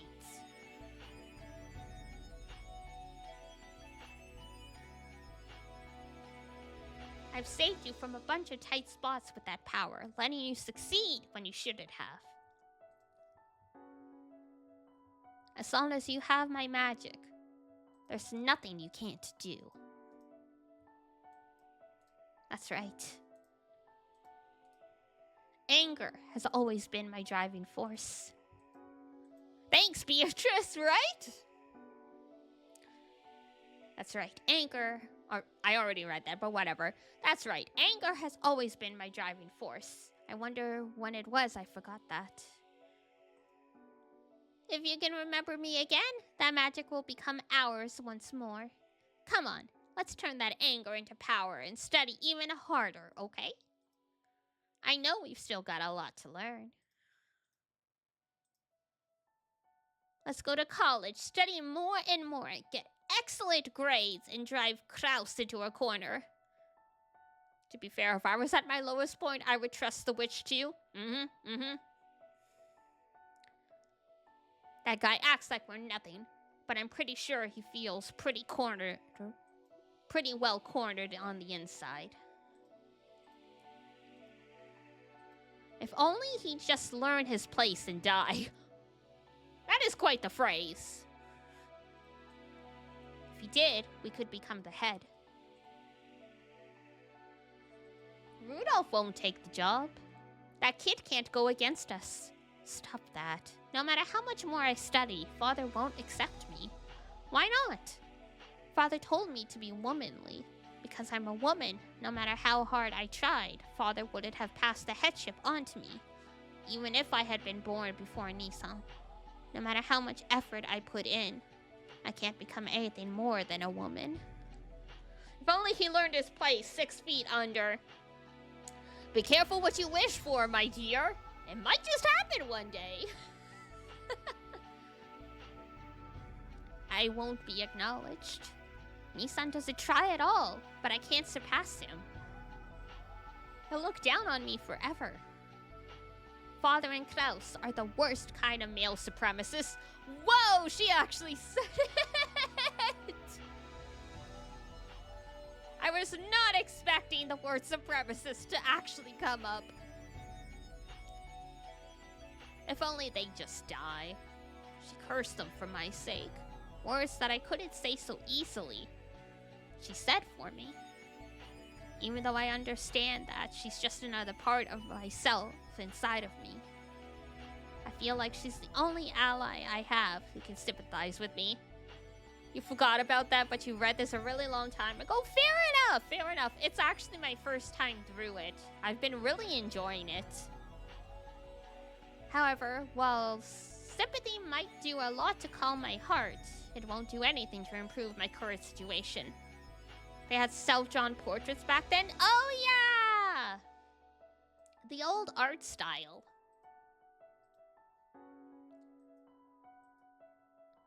I do appreciate how Ryukishi used photographs and distorted the images a bit to make up for the fact that he couldn't really draw backgrounds. It was very creative.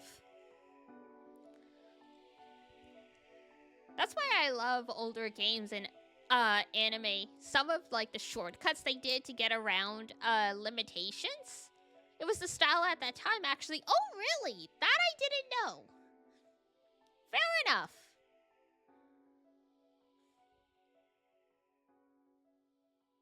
Some individual novels still do that. Oh, okay.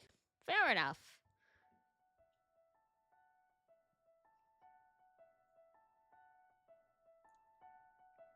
Most of the visual novels I've played have actual drawn backgrounds, so I did not know that.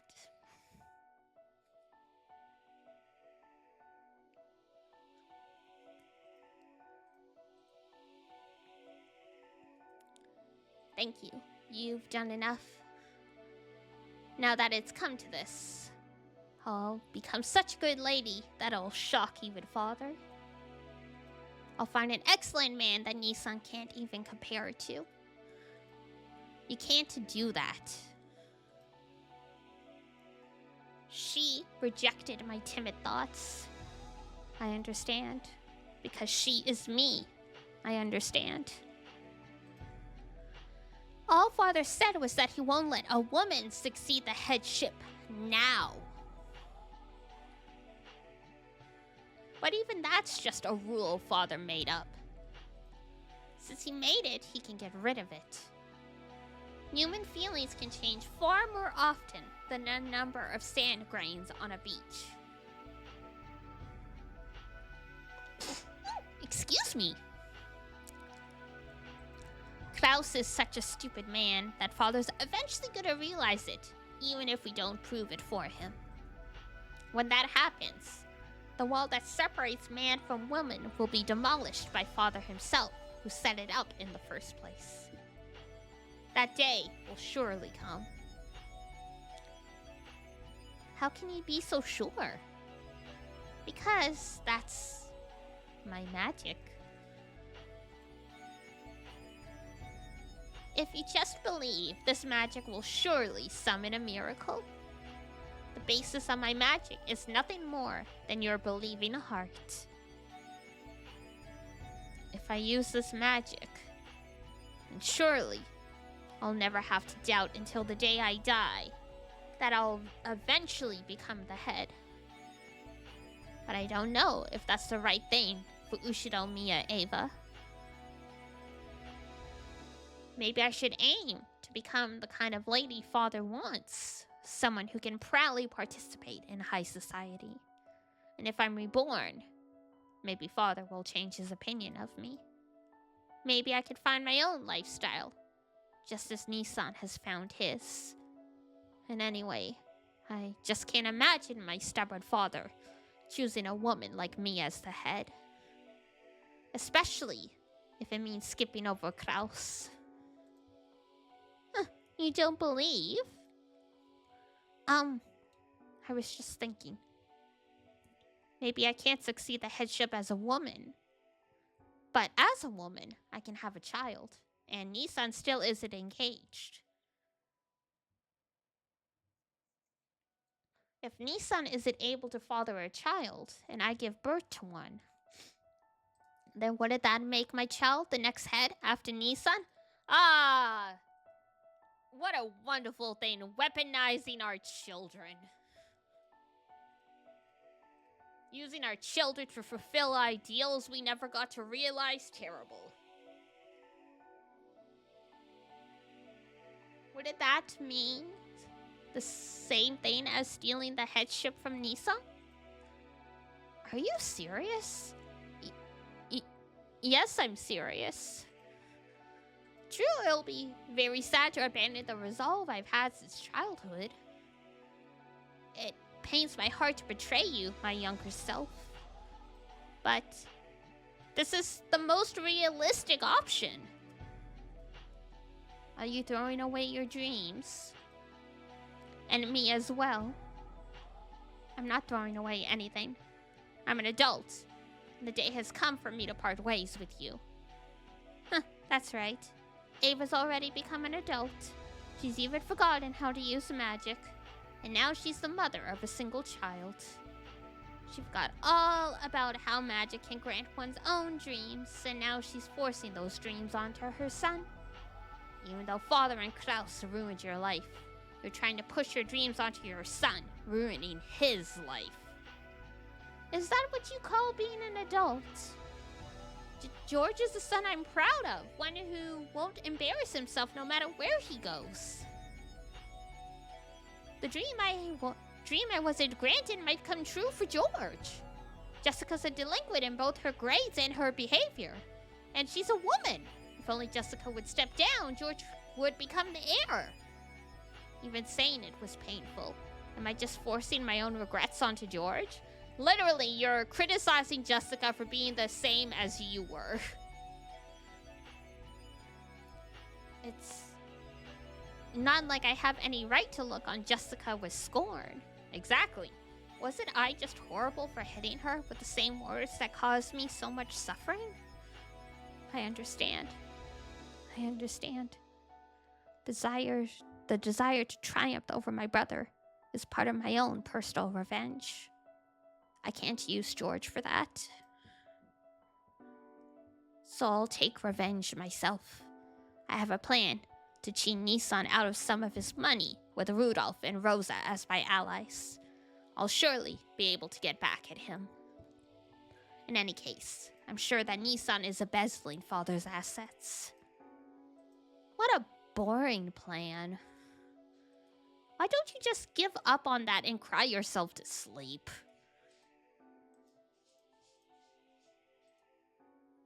We will become the Ushinomiya family head. Don't mistake what your dream is. And believe me when I say it'll definitely come true. Believe in my magic.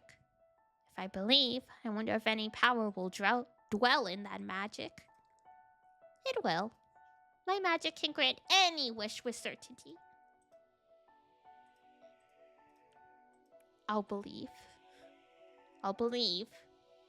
So create a miracle with that magic. If you don't, the hole in my heart will never heal. Okay, then listen well. Listen to my magic words and understand.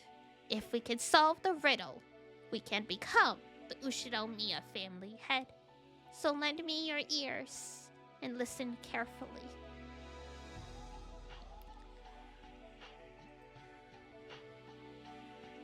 Behold the Sweetfish River running through my beloved hometown. You who seek the golden land, follow its path downstream in search of the key.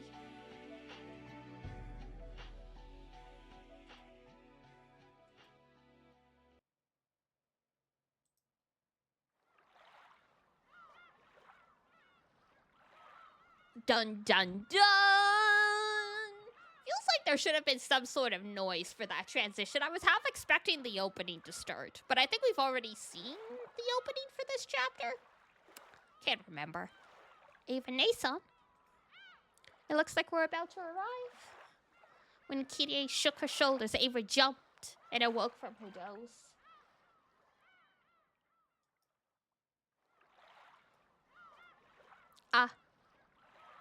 I'm sorry. I was half asleep. Sorry to scare you.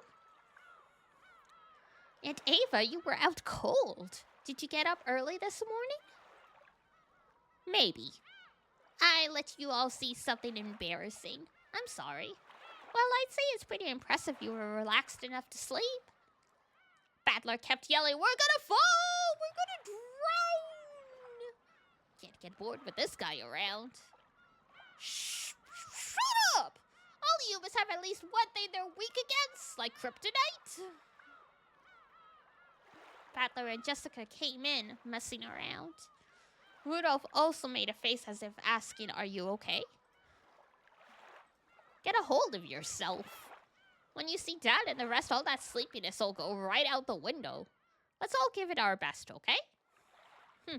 That's right. We have to keep it together, especially this year. That's it. Let's all tighten our assholes and go. Excuse me?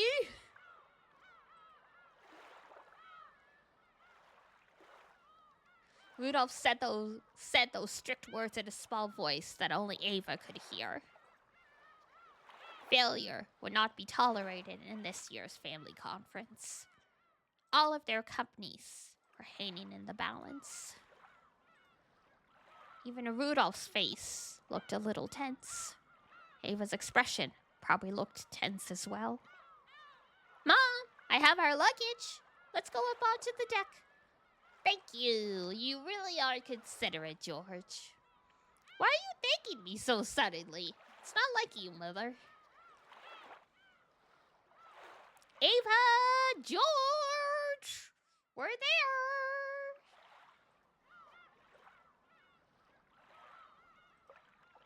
Grab our luggage! He already has. Ugh! We're there! Hey, Maria. Stop running or you'll trip. It seemed Maria was already getting excited. She ran circles around Hideyoshi, escaping from Rosa, who was trying to catch her.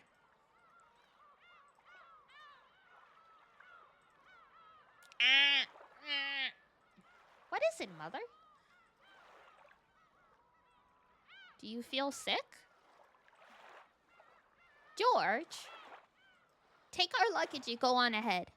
Thank you for the care package, Ranger! Our mother's probably feeling anemic, so I'll lend her a hand. All these anime characters getting anemia so easily. Really? Okay, I'll head out first. Y'all don't eat enough meat. Something odd in Ava's expression told Hideyoshi that it hadn't been a pleasant awakening, so he made George go on ahead. Oh, ad break starts in a minute? So once it starts, I am gonna run and get some more water and also get my cough drops because I'm mostly over a cold. But reading a visual novel will tax your throat no matter what.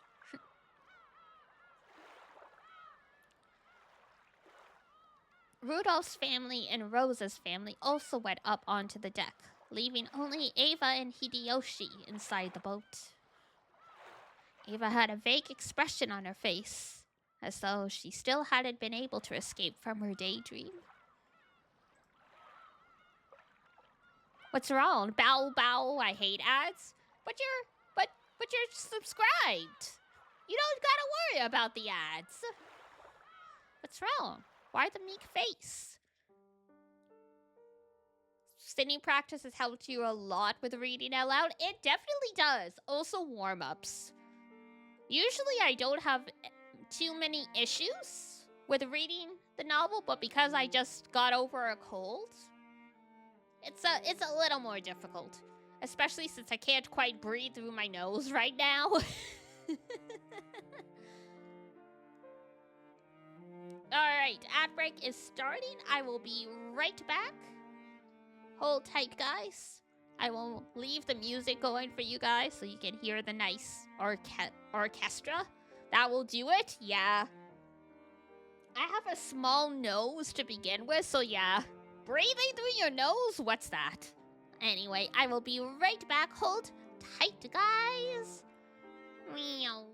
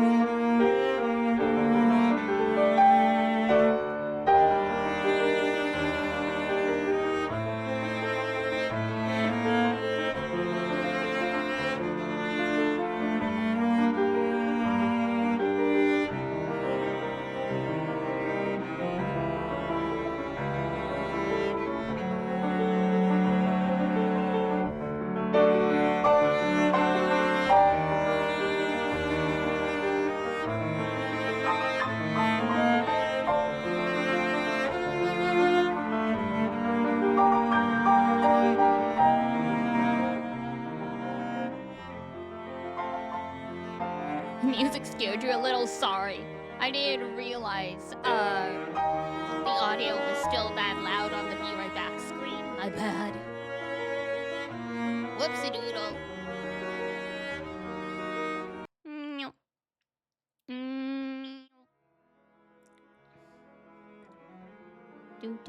Do. Now, do we? Yes, perfect. Sorry.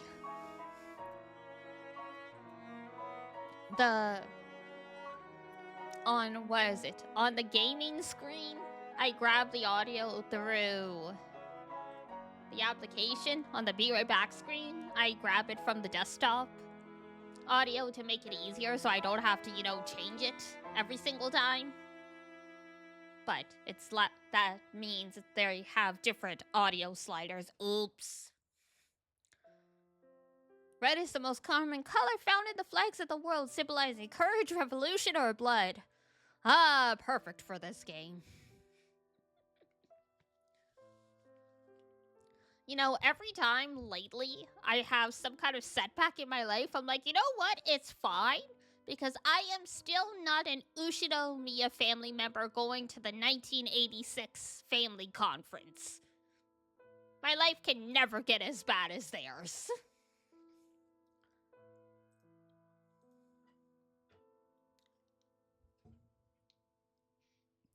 I wonder if I'm using George as a tool for my own revenge. I wonder if my childish hostility towards Nissan has caused me to treat that child's life like a toy. What have I done? What have I... That isn't true. George is our wonderful son, and he'll always perform admirably wherever he goes. Ava, even if you let your own hopes get in the way a bit, everything turned out okay in the end, hasn't it? Has it, though? You haven't done anything wrong.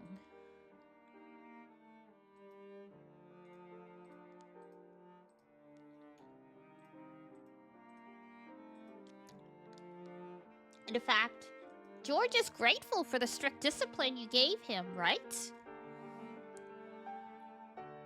Really? Hey, really? George doesn't think I'm a terrible mother, does he? Does he? Does he? Does he?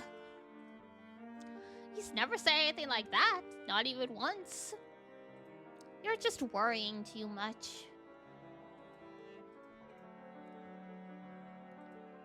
Hideyoshi-sama? Everyone has left the boat. Oh, did you lose something? Do you need a hand? Kumasawa had come to check on them when they hadn't gone up to the deck. Hideyoshi hid Ava behind his back so that her expression wouldn't be seen. Yeah, sorry. My necktie pin just got a bit crooked. We're fine, and we'll be out in a sec. Wait outside for us. Is that so? Oh. Then I will wait outside. Even though she didn't really understand, she realized something had come up and disappeared so that she didn't trouble them further. If they stayed here any longer, they would probably make everyone else worry too. It's about time to go. We'll make George and the rest worry.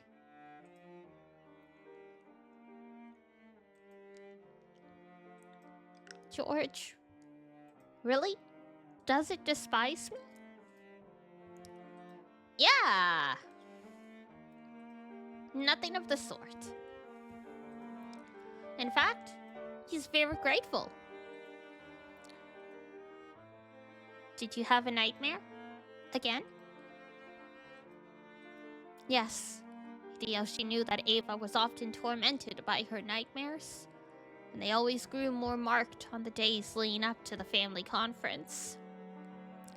Hideyoshi knew that Ava's relationship with Kraus was still full of antagonism to the point of being traumatic, and that she still couldn't let go of the feelings she'd had as a child. That was a dream. I'm with you now. If I grasp your hand like this, that dream will go away. Right? Look! I'm holding tight. What a nice guy. That hurts. Thank you. I'm fine now. Let's get off the boat. Yeah, let's get off the boat. Everyone's waiting for us. I'm sorry. I'm sorry that I yelled at you about the smoke from your cigarettes just now. Aw, come on. You normally wouldn't apologize for that sort of thing. You're all frail after having that dream. Don't worry about it. I was wrong for not realizing that the smoke was affecting you. Have you started to hate me? No way, no way. If I hated you after something like that, we wouldn't have lasted 3 days. Come on, stand up. Stand up. Let's get off the boat. Hideyoshi-sama, Ava-sama. Honestly, goals, right? He's a really good guy. Like everyone, he has his bad moments, but he's a really good guy. Hideyoshi-sama, Ava-sama, is everything all right? Are you not feeling well? This time it was Goda. It looked like they'd kept everyone waiting too long after all. Even Ava had to stand up without grumbling now. She had to stop forcing her bad mood onto her husband and causing him any more trouble. Because that wasn't something a good wife would do. Is everything okay? If it's a matter concerning your health, shall I call Dr. Nanjo? Thanks, but I'm just feeling a little anemic. I'm fine now. It's a woman's disease. Don't worry about it. Is that a coy way of saying she's on her period? Ah. Come on. Don't say stuff like that in front of people. It's embarrassing. Oh, sorry. Ava elbowed Hideyoshi in the gut. By that time, her normal expression had returned, which allowed Hideyoshi to relax a little.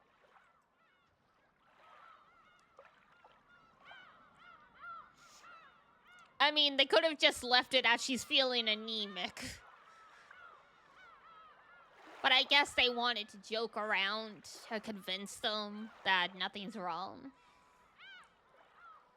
The bright sunlight outside almost made her dizzy.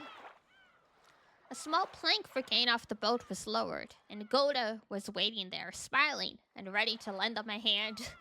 Hideyoshi, why? Right after I said he has his bad moments, just like everyone.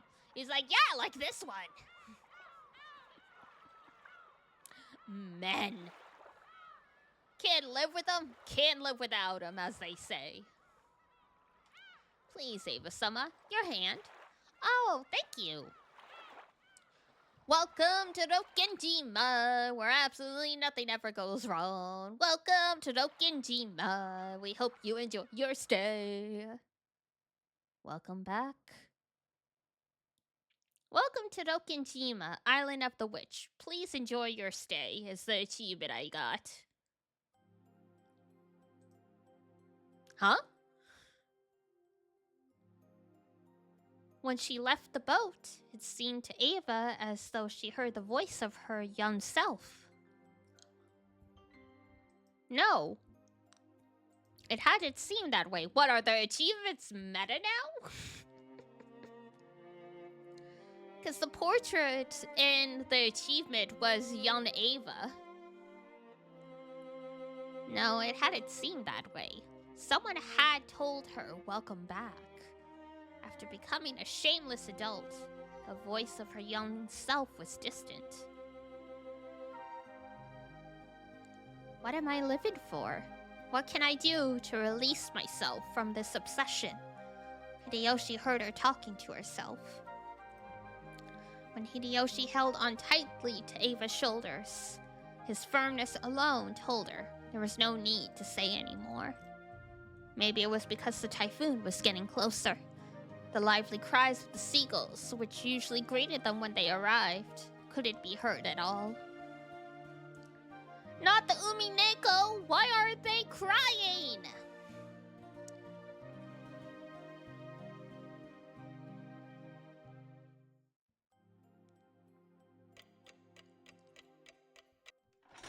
Damn, sped all the way to 2 p.m. Sea cats? Nya, nya, nya.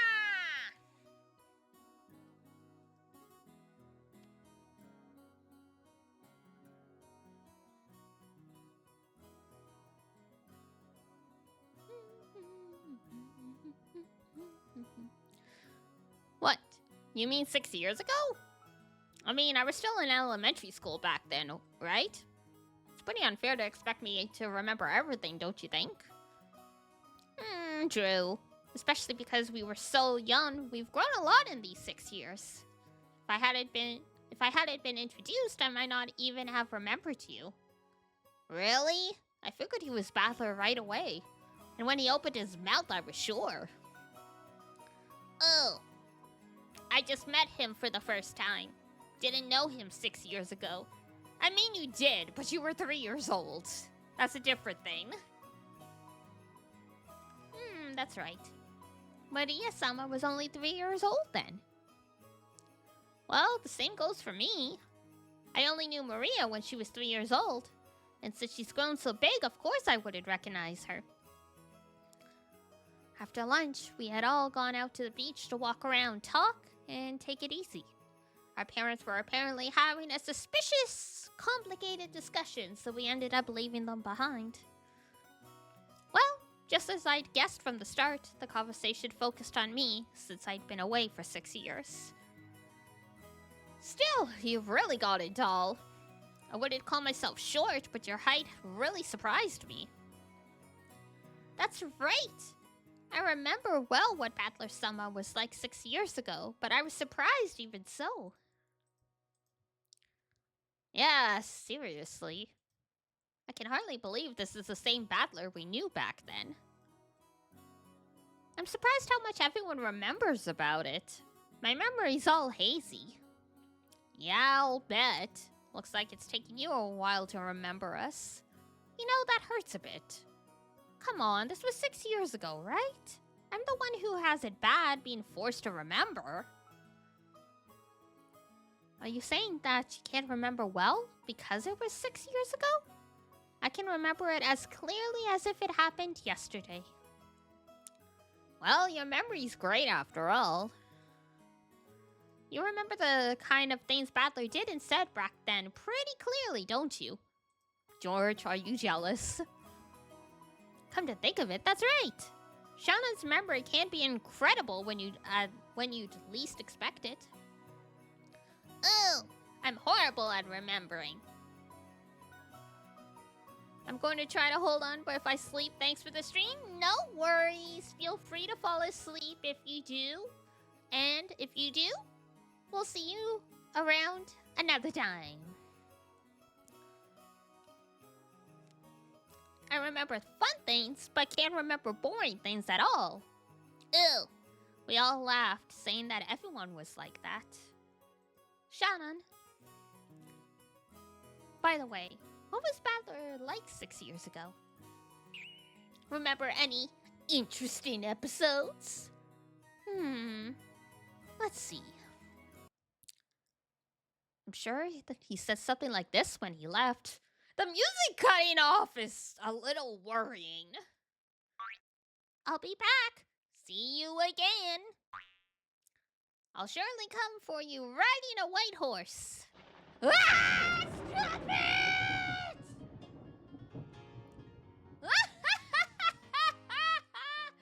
Oh, sounds just like something you'd say. Yeah, I remember you always used to be full of those stupid lines, Battler.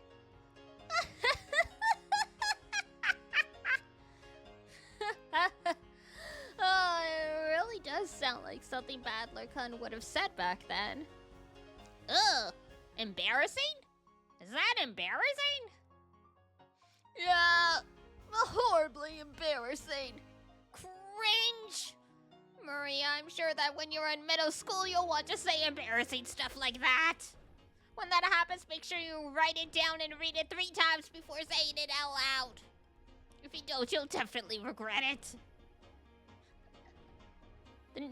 The word chunibyo didn't even exist in the 80s.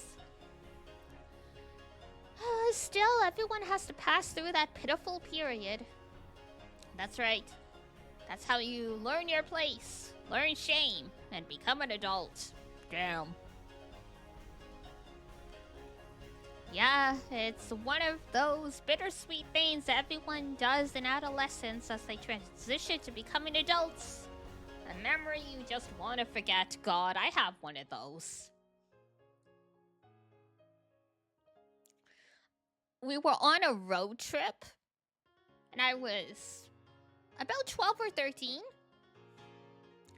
And my parents wanted to stop somewhere on this road trip to buy cheese curds from, I guess, what was supposed to be some famous cheese farm or whatever. And, what was it? Papa Mello said something like, you can tell it's good cheese because you can hear it squeaking.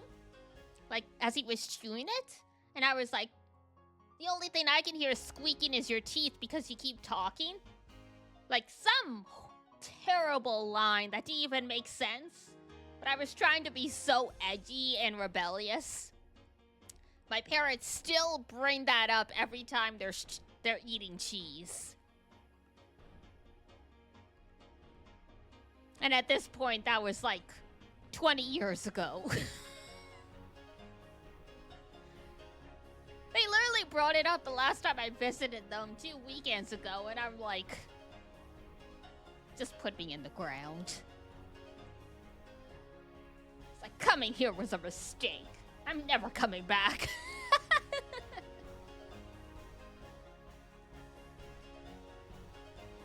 After all, this was all stuff that I let slip out without thinking, so I don't remember the words exactly. But now that they were words being recited to me, they were as embarrassing as all hell. Rest in peace, Battler. You did your best.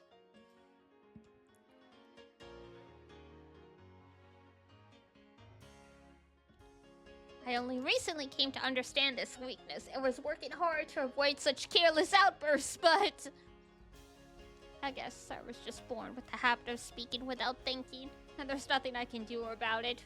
Oof. Hang in there, Battler. Shannon, do you remember other embarrassing stuff? Yes. Well, I remember a few other things, but it looks like the person in question wants to forget them, so I think I'll refrain from saying anything more. To be brutally honest, I don't remember this at all. Please don't make me remember. Oh. Shannon's bullying Battler? Oh, you can't. You shouldn't bully people. She isn't really bullying him. Let's leave it at that, okay? But Shannon, you'll have to tell me all about it sometime Battler isn't around. Rude. It sounds pretty interesting. Yes, certainly. No, you can't shut it, Shannon! For a while, George Aniki laughed at me as though warming up for when Shannon-chan would tell him more about my embarrassing misspeaks. Rest in peace. George looked like he was flirting with Shannon, but he seemed somewhat open and frank about it. He was always that way with his cousins, but he usually took on a reserved, gentlemanly attitude when he came in contact with the servants. When I thought about it, I got the feeling he was being a bit overly friendly, which seemed strange. Maria started scribbling in the sand with a stick, and George Aniki and Shannon-chan joined in.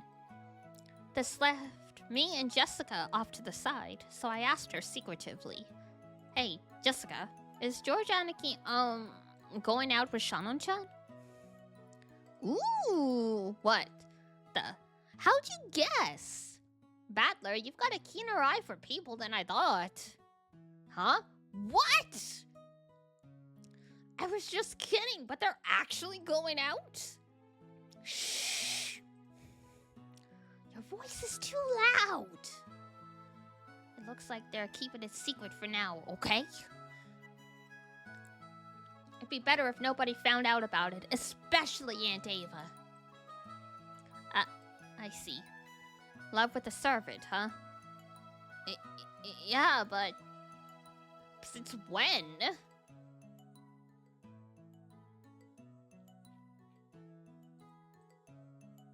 Whew!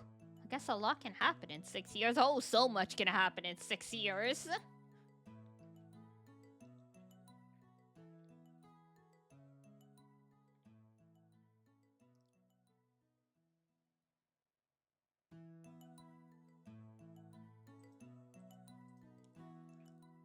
But yeah, Anaki's an amazing person. And Shannon-chan seems to be kind and brave, so they might make a pretty good match. Actually, 6 years ago, I remember taking notice of her just a little bit. I see. She really fits well with George Aniki. Nothing I can do about it. Goodbye, my fleeting first love of 6 years ago.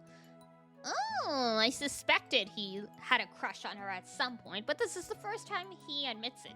I mean, in a lot of cases, you have a crush on just about everyone you know when you're like middle school age. The hormones are just bananas. Which means that the collection of embarrassing lines Shannon-chan had just held back on probably had something to do with that. I can't take it. How long have they been going out? That depends on what you call going out, but I think it's been at least a year. But if you count the time they both had one-sided feelings, it'd probably be several years. Before I'd realized it, the two of them had separated themselves from the group and were walking down the beach, talking about something. They looked calm. And rather than a light relationship between two lovers, it looked more like a serious one, as though they were already engaged. 6 years ago, huh? That's a long time. What did those 6 years mean to me? I've just gotten taller. It was just a waste of time. 6 years I spent upstately fighting with my dad. What about you, Badler? You got a girlfriend? I wonder. There's a few girls that I have fun with, but there's no only one. I guess I'm just a kid. I think it's more fun to be noisy with a large group of people than being alone with one person. Ah, that's so you, Badler. But take your relationships with your female friends seriously. When girls get wrong impressions or form a group, it can be scary, you know? They might be having secret feuds over you behind your back with people getting hurt or crying. That's so weird. I think I remember getting the same bit of advice from one of the girls in my class just last week. What's this all about? Why can't everyone just have fun together? Do people really want to couple up that much? It's probably because you've never found a partner like that, Badler. Well, you might run into someone sooner or later. You've just got to wait patiently. What? It almost sounds like you've already found a partner like that. What about you? Have you gotten a boyfriend? Huh? Me? No, Come on, that reaction's so easy to understand. From the look of it, there's some boy you're thinking about, but you haven't been able to confess to him yet. Something like that. No, that's not, shut up. Who cares about that? You're one who brought up this subject. Why are you yelling at me now? Women are creatures who always ask questions and yet almost never answer them. What cruel creature, seriously. Die, Badler. Well, I did try to confess once. Well, I struck out pretty badly. Did you get an I'm sorry?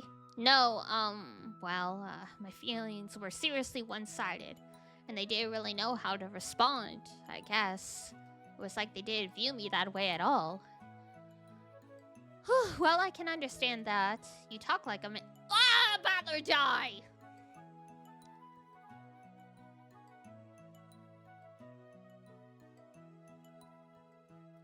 Is the way I speak really that bad? Huh? Well, how you talk isn't everything. But when people like you, who usually have a rough style of speech, suddenly start working hard to talk more normally, well, there are guys out there whose heart will skip a beat when they see how determined you are. Is that really true? I see. Yeah. Jessica suddenly started talking more meekly, and then her face instantly went slightly red. I see. even though her confession didn't go well. It looks like she still hasn't given up. But still, I get it. After seeing how close George Aniki and Shannon-chan have gotten, I also kind of want to find a girlfriend. 6 years. 6 years of puberty are pretty important. And they went by pretty fast. As the typhoon approached, the clouds grew steadily grayer, but even so, I had this really refreshing feeling. Maybe I'll try thinking more seriously about the opposite sex, more than just the size of their boobs. By the way, don't you dare. Oh, thank God. I thought he was gonna ask her about her chest. By the way, it looks like George Aniki's going out with a servant. Don't tell me it's the same for you. Huh? What? Why do you think that? Come to think of it, that kid Kanon who greeted us in the rose garden. You recovered for him pretty intensely, considering he was just a little awkward at talking.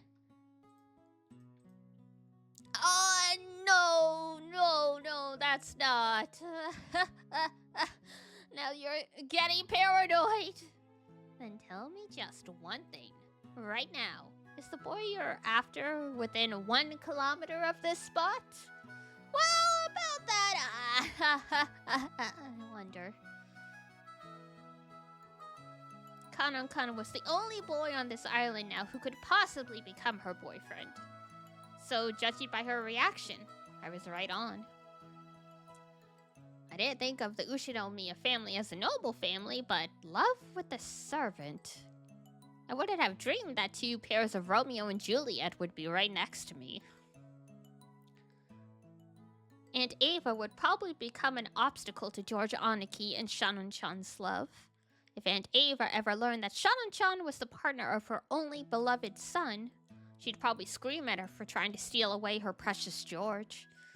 And a relationship between Jessica and Kanon-kun would probably be just as full of difficulties. Aunt Natsuhi was also very strict about that kind of thing. After all, Jessica's husband will probably be the head of the Ushinomiya family in the future. If that person had once been a servant working for the family, well, things would get complicated. Well, love is different for every person. As long as you're with someone who's fun to be around, does anything else matter? When 2 people pair up, they don't need anyone's permission, as long as they accept each other.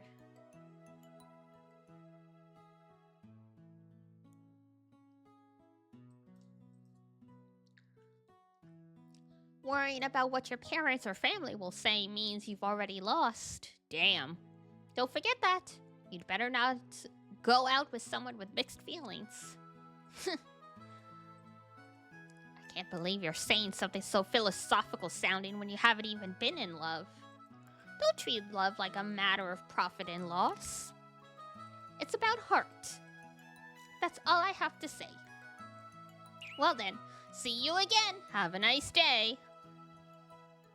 George,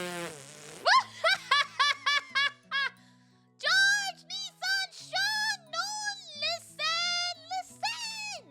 This guy he said another one of those lines. I didn't say anything. Don't make fun of me.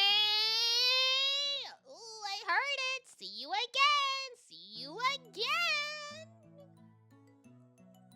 For a while, we forgot that the wind was getting stronger and played around on the beach. I grew a lot these past 6 years, and being able to celebrate my youth and meet with all my cousins was truly refreshing. It was a bit late now, but I realized that I should have gone back together with everyone a lot sooner and returned to the Ushinomiya family. It sure is nice to have all the cousins together every once in a while. Oh, I like it too. It's really fun when all the cousins get together. That's right. We're already old enough. It's not like we couldn't meet each other when our parents aren't around. It might not be a bad idea to gather the cousins together and play every once in a while. That's a good plan. Maybe we should set up something like that the next time we get a chance. Yeah, I agree. I hope we cousins can stay friends forever. Hey, if you make such a big deal of it, you almost make it sound like relatives usually end up hating each other. Ah ha ha ha. Hi, Amadis! George, Aniki, and Jessica laughed, but it felt just a little strained. Did I say something wrong? Judging by how our parents make quiet expressions and tired faces every once in a while during the boat ride and at the airport, maybe I should have kept that to myself? You're right. It's just like Jessica said. Let's always be friends to each other. Oh, me too. We're all friends. That's right. Yeah. We'll always be together. We'll always be friends. Man, we've been saying some pretty embarrassing stuff. I feel kind of awkward. But I think it's very important. People are creatures who find it very hard to stay together, much less remain friends unless they truly desire it. That's right. You really can take everyone being friendly for granted. Oh, a witch I know said it. Happiness won't be granted unless everyone believes in it. That's true. Maybe some magic exists in the power of belief. If we all believe in that, I'm sure it will bring us happiness.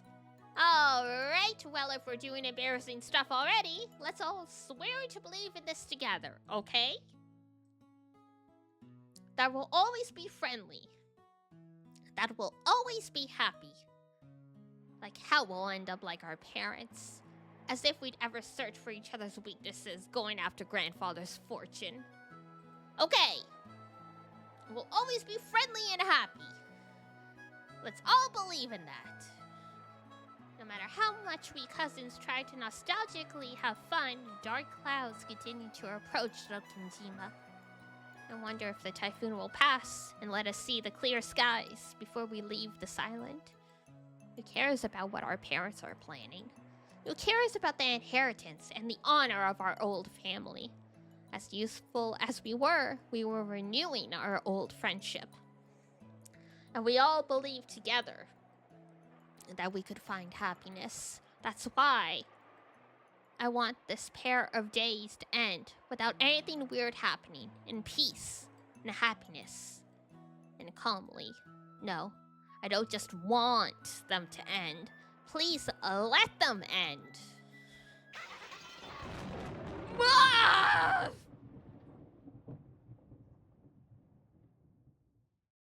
Bitch!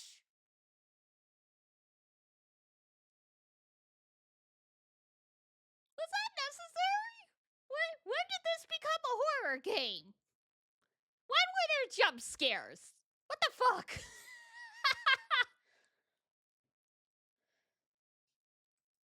Let them end?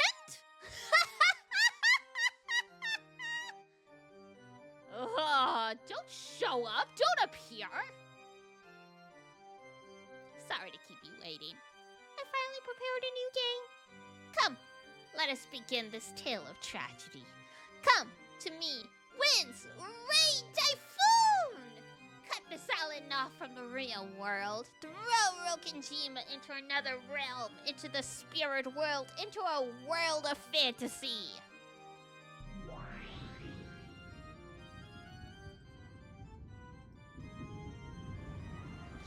And so, the tale repeated for the third time. However, to an endless switch, what did it matter? Whether it was the first, second, or third time. It probably didn't matter at all. After all, this was a tale of fantasy, endless repeating, until the match was settled.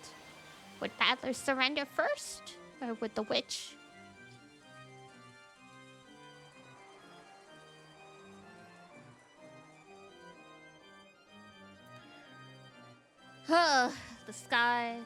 The sky grew dark and cloudy, and the rain and wind were summoned together and became a typhoon. Maria could be seen in the rose garden, paying no mind to the rain that had started falling, going around in circles, searching for that single rose that should have been marked.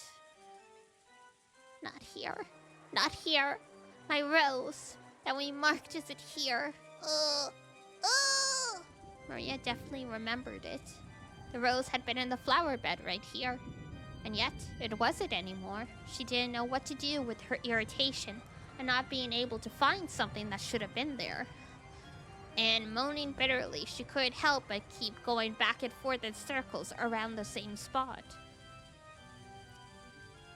She was acting almost as though she'd be able to see it if she looked at a different angle. But even though she did that, there was no way to find something that wasn't there.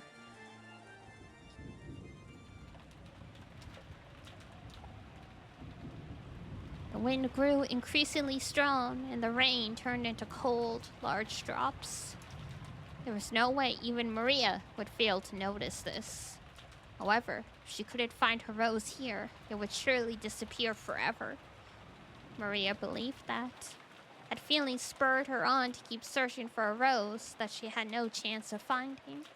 Just then, the cold drops of rain tormenting Maria were suddenly blocked. Maria raised her head. When she did, she saw an umbrella there, protecting her from the rain. And the one holding out that umbrella was the witch she admired, Beatrice. Beatrice! What are you doing so frantically in the middle of all this rain? You could catch a cold like this. Even witches have to care for their own health. I can't find my rose. Oh, no matter how many times I search, even though it should have been here, I can't find it.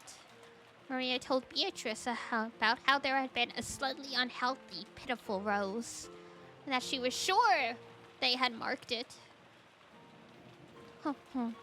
So you can't find it.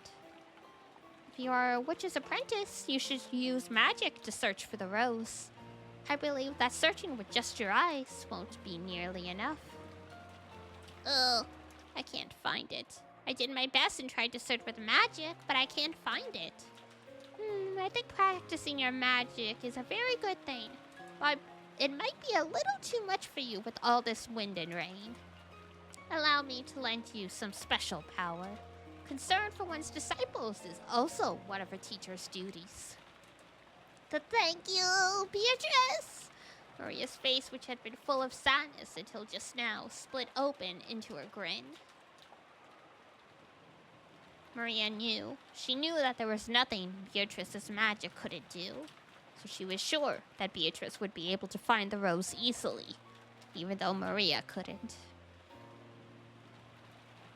Beatrice closed her eyes lightly, acting as though she was listening for something in all this wind and rain. Then she heard it, opened her eyes, and spoke. All things in this world are transitory. Too bad, Maria. It seems your rose couldn't withstand all of this wind and rain. Then my rose. It was uprooted by the wind and is no longer of this world. What Beatrice had said was quite reasonable. There was nothing odd about the flowers being broken off at the stem in this strong wind. However, Maria couldn't accept this and bitterly gave a low-pitched moan. No! Oh? No! It's my rose! My rose won't come back! No! I'll bring it back to life with my magic. Beatrice, teach me how to revive a rose with magic. It's much too early for an apprentice like you to learn the hidden art of endless magic. Know your place. Maria wiped the tears from her eyes, full of regret. Beatrice shrugged her shoulders and chuckled at Maria's pitiable expression. Very well. I will lend you my power, the hidden art that can revive a rose. Really? Indeed. Well, then, concentrate the power of your heart. Close your eyes, forget the rain, forget the wind, and search for the soul of the wandering rose with the eyes of your heart.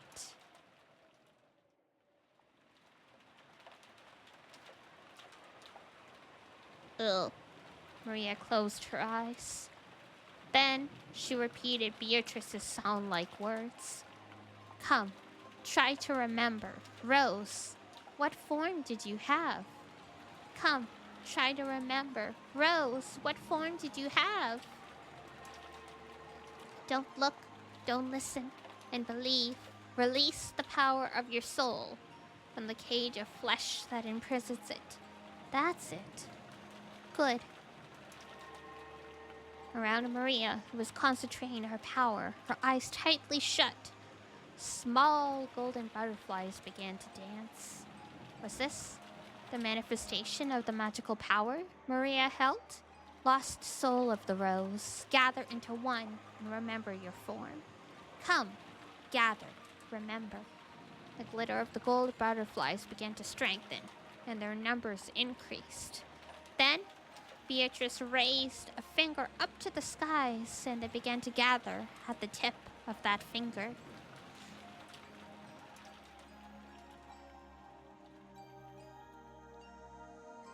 This was the miracle of the golden magic. The gold butterflies began to condense into a single dazzling grain of gold.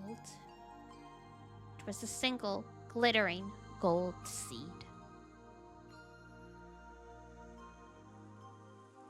It rode on the tip of Beatrice's finger, budding into a golden sprout and opened into a golden leaf.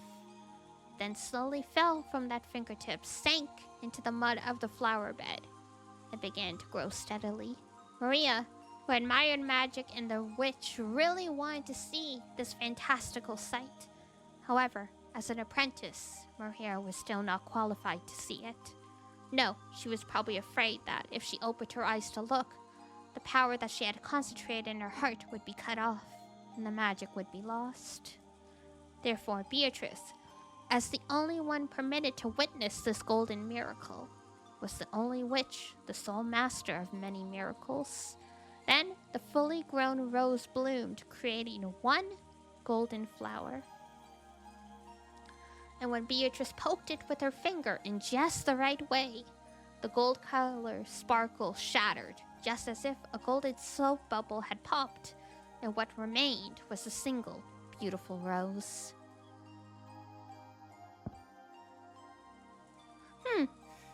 It looks like you've remembered a splendid rose. However, if we just leave it mixed in with those other roses, you won't be able to tell it apart. Shall I perform one last service? Beatrice, for the sake of her cute apprentice who was moaning even more now in concentration, decided to use one more bit of magic.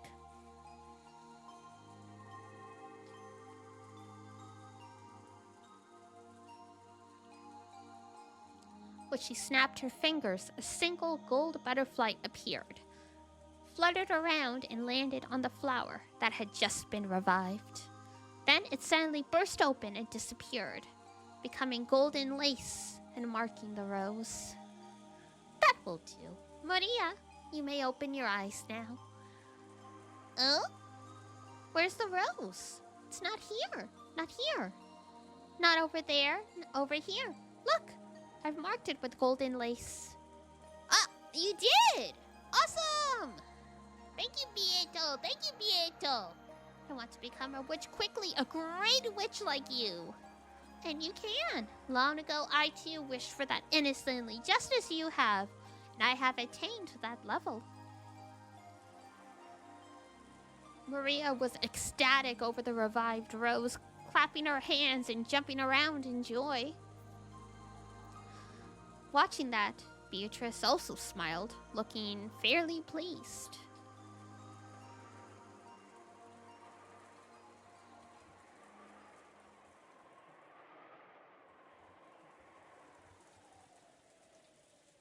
By now, I can break and repair any soul if I try, not just that of a rose, and kill and revive as I please.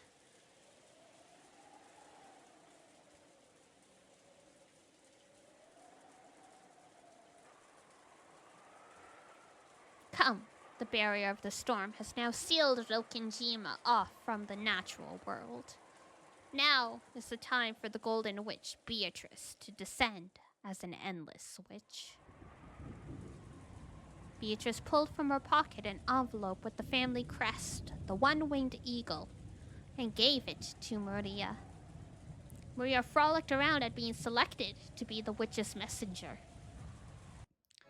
So, Kinzo, I've come to join in on your fun once more. My preparations are already complete. What of you? Have you prepared enough coins to bet in tonight's game?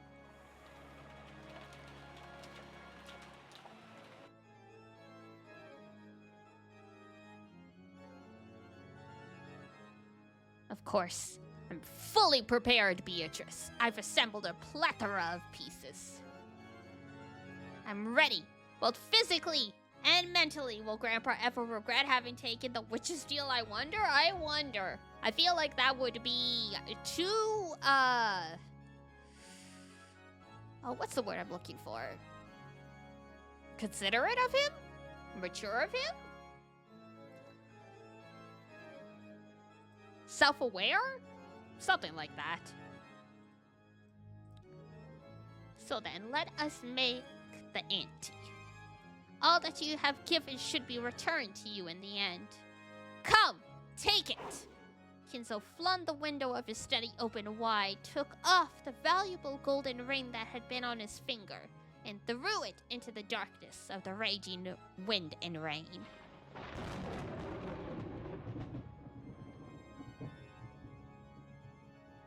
That ring was struck by lightning, and after twinkling gold for an instant, disappeared.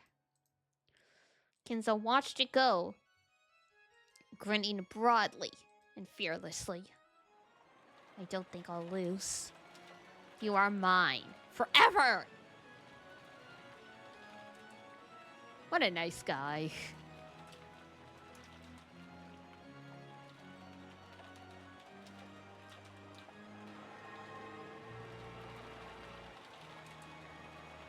The ring that Kinzo had thrown became a single gold butterfly and fluttered around in the wind and rain.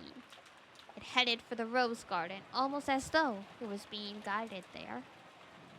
It then found the figure of the golden witch and fluttered down.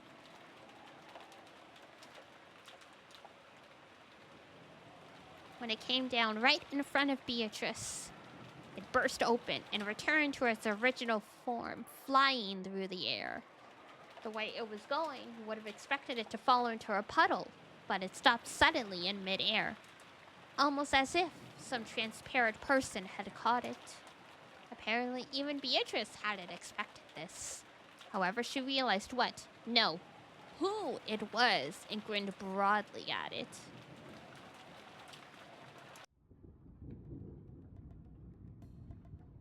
Oh my god.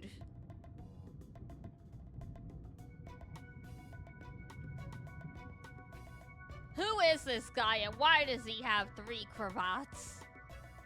Like his shirt is basically a cravat. As she did, the shadow of the person who had caught the rain began to fuzzily appear. It was the figure of a young man wearing a butler's uniform embroidered with the one-winged eagle's crest. Young man? I don't know about that with that mustache. There was no man like this among the servants of the Ushinomiya family. Even so, Beatrice laughed as though it was someone she remembered fondly. I was gonna say it's a pretty old-fashioned look for a young man. Yeah, maybe he's from, like, you know, the early 1900s. Ronov, is it? It's been quite some time. Seems you have remembered me. You were always a man who took loyalty seriously. It has been quite some time since your last correspondence. Not for a single day have I, Ronov, forgotten that I serve you, milady. I was more afraid that you had forgotten about me. After all, you can be quite forgetful. I see. Yes, I certainly am forgetful. I'd forgotten even your sarcasm until I heard it again. Milady, take this. What an exaggerated yet elegant gesture. He bowed respectfully, held out to Beatrice the head's ring that he just caught. It is the Ushinomiya family's head ring returned to you from Ushinomiya Kinzo. It is now once again in the possession of its master.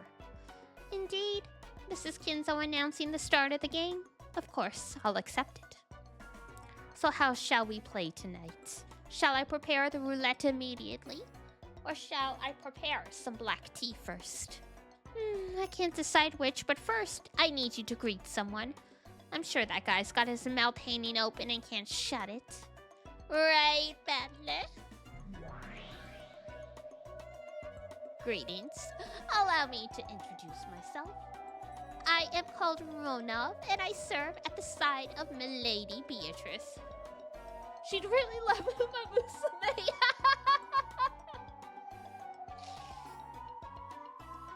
Who do you think her favorite would be? Goldship? It is truly a pleasure to meet you. See? His mouth's hanging open and he can't shut it, right? Yeah, no shit, another incomprehensible guy just showed up. First I grumble about goat-headed people doing the bone dance, and then goat-heads start showing up in swarms, and since then, not only have those 7 ass Naisans appeared, but now there's even a butler. It doesn't make sense, cut it out.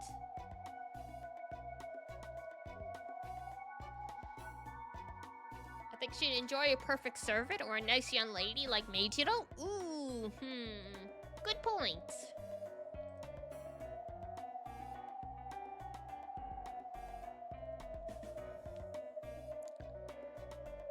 By the way, Battler, did you notice?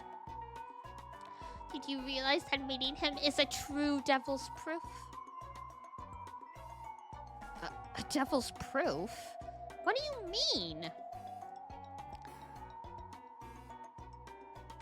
He may not look it, but this guy is one of the 72, a genuine demon.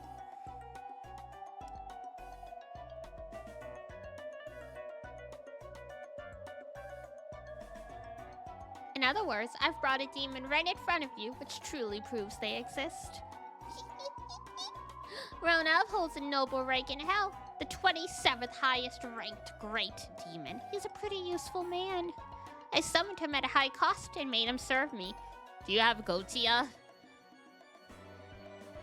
It is an honor to meet you. While my name is amongst those of the nobles of hell, I now serve as the head furniture of Beatrice-sama, who, despite being a vulgar human, is a great witch of such caliber that demons flee before her. He's a very useful man, but he's impudent with his words. Frustratingly enough, he sometimes forgets to respect his master. Nothing in my contract specifies the manner in which I am to speak. Would you like to change that contract? It keeps me entertained, so it's fine. Beatrice turned her back to him, cackling. After bowing once to her back, Ronov turned back to the Battler and stuck out his right hand, showing off an innocent smile. Normally, this would mean that he was asking for a handshake. What is this supposed to be? I am another who has been subjected to Milady's whims. In that sense, I am sure we could become good friends. This is a handshake of friendship. Of course, this in no way implies your entry into a contract with the demon, so fear not. Sorry, but I'm right in the middle of a big fight with your master. I only shake hands with an enemy after we've beaten each other up in a rainy schoolyard and are all worn out like something you'd see in a teen drama. Remember that. Oh, I see. To shake hands with you, Battler-sama, I must create a fitting atmosphere in a suitable location, exchanging sweet words and physical language with you that rings true to your heart. When the opportunity arrives, I shall arrange for such an encounter. I must say, I simply love situations like that myself. Poo-coo-coo-coo. Not the poo-coo-coo laugh. As Ronov laughed tauntingly, he whispered to Battler, bringing his face so close that their noses were almost touching. Battler, his face turning. Not the BL! You're a creepy bastard. I see, just right from Vieto's Butler. It's an honor to receive such words of praise. I'm very confident in my tea brewing abilities, so please look forward to tea time. Baking cookies is one of my hobbies, so please feel free to request any snacks you may desire. Just what I expect from a pair of the same gender. You started getting along well right off the bat. I'm jealous. My, I apologize for making you jealous, milady. I shall not sneakily snatch your guest away from you. Well then, I will leave for now to retake my post as head furniture and greet my subordinates. Please forgive my short absence. Indeed.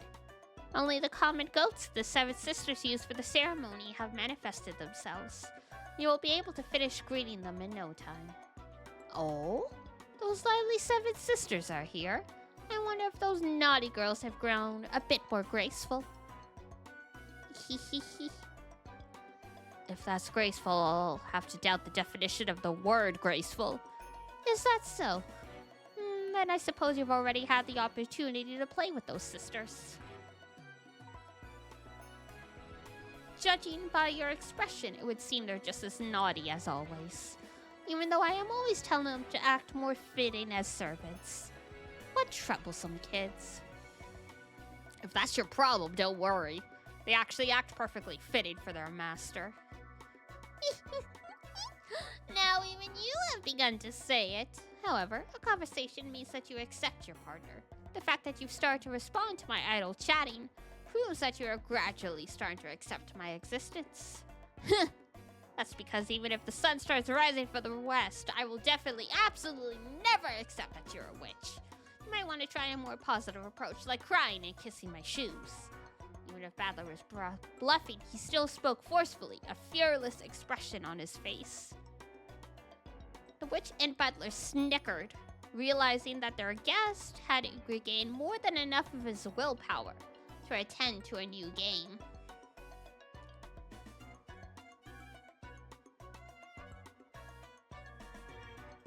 And that the preparations were complete.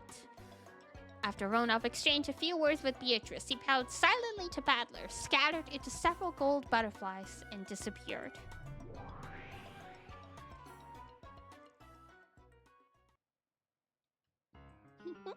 It is truly pleasing to have such a boisterous atmosphere. How boring were the days when I was trapped alone on this island, unable to regain my power, and lacking anyone to talk to. I get how that unpleasant guy is really fitting as your butler. But tell me, why has that butler only appeared now? You said something about how only the goats and the Nachans of the Seven Stakes had manifested themselves. What did that mean?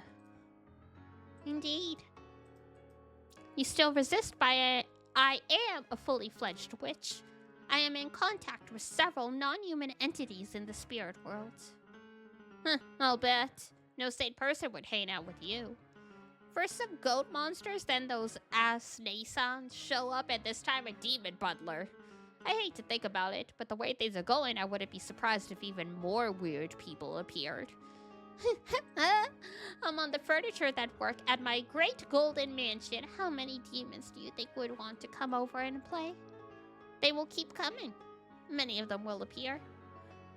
When the door to the Golden Land is opened, I will call back all of my furniture and build my new castle here on Arokenjima. Then, I plan to invite all of my old friends, and we will drink and dance together for 3 days and nights. Of course, I also plan to invite Kinzo's family, you see. You too, if you wish. No, we've seen what happens at that party. We'll pass. So is that what you mean? That since you lost your power for a long time, you couldn't summon them? And then since your magical power has been gradually increasing, you become able to summon more and more? It's as you say. You stopped a hair's breadth before crumbling, but your heart is already wavering, and you are unable to deny that I am a witch. That wavering in your heart has been slowly restoring my power. So are you trying to say that creepy butler appeared because I started to surrender? That's right. Bit by bit, you are surrendering to me. Isn't all that humiliation you suffered in the last game a result of you submitting to me so deeply? Wasn't it great when you had to sacrifice your back for the sake of my feet? Creepy girl. Thought I'd be able to keep things as they were as long as I didn't accept you. But it looks like I was wrong. Correct. The closer you get to surrendering, the more the game will swing in my favor. Is it just the same? In the process of cornering each other's canes, we trade several pieces. Of course, I still haven't cornered your cane. And furthermore, you're giving it everything you've got just to help your cane escape. And I've lost several pieces to me, as well as a large advantage. It is only natural that further developments will turn to my favor. Damn. From now on, you will probably be frantic as you try to avoid my checkmate. However, as you do, I will steal your pieces from you, one by one. In the end, you'll have lost everything but your cane, and you won't be able to escape, no matter how much you try.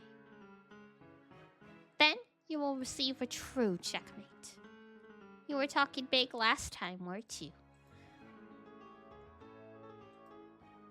Something about how you'd never accept me and would torment me with eternal torture? Only witches who have reached the endless level can talk about eternity. That's been beyond you ever since the very beginning. Thanks, Beatrice.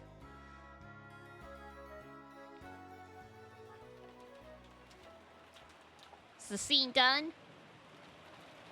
And I think it is. All right. Oh, big stretch. All right. Let's save. When it lets me access the menu. Hello? Hello? There we go.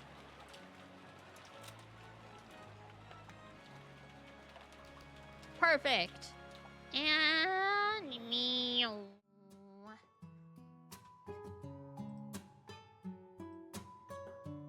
Beautiful. Alrighty. That is gonna be it for me today. Tomorrow, let me check the schedule. What are we doing tomorrow? Tomorrow, da da da da da da.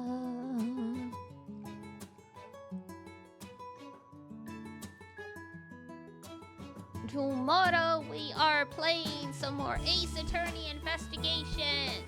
We just wrapped up the second case in that game. Time to continue moseying along through the Ace Attorney timeline. So I will see you guys tomorrow at 7 p.m. EST for some Ace Attorney. Thank you for the stream. Thanks, Amatis, for stopping by. Now let's see who I can send us to in a raid.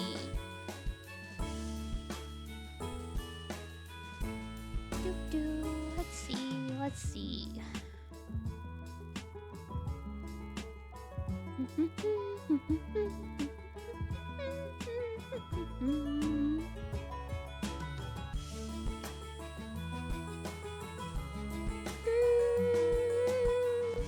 We've got some people that we haven't been able to raid in a while, so I'm just trying to decide.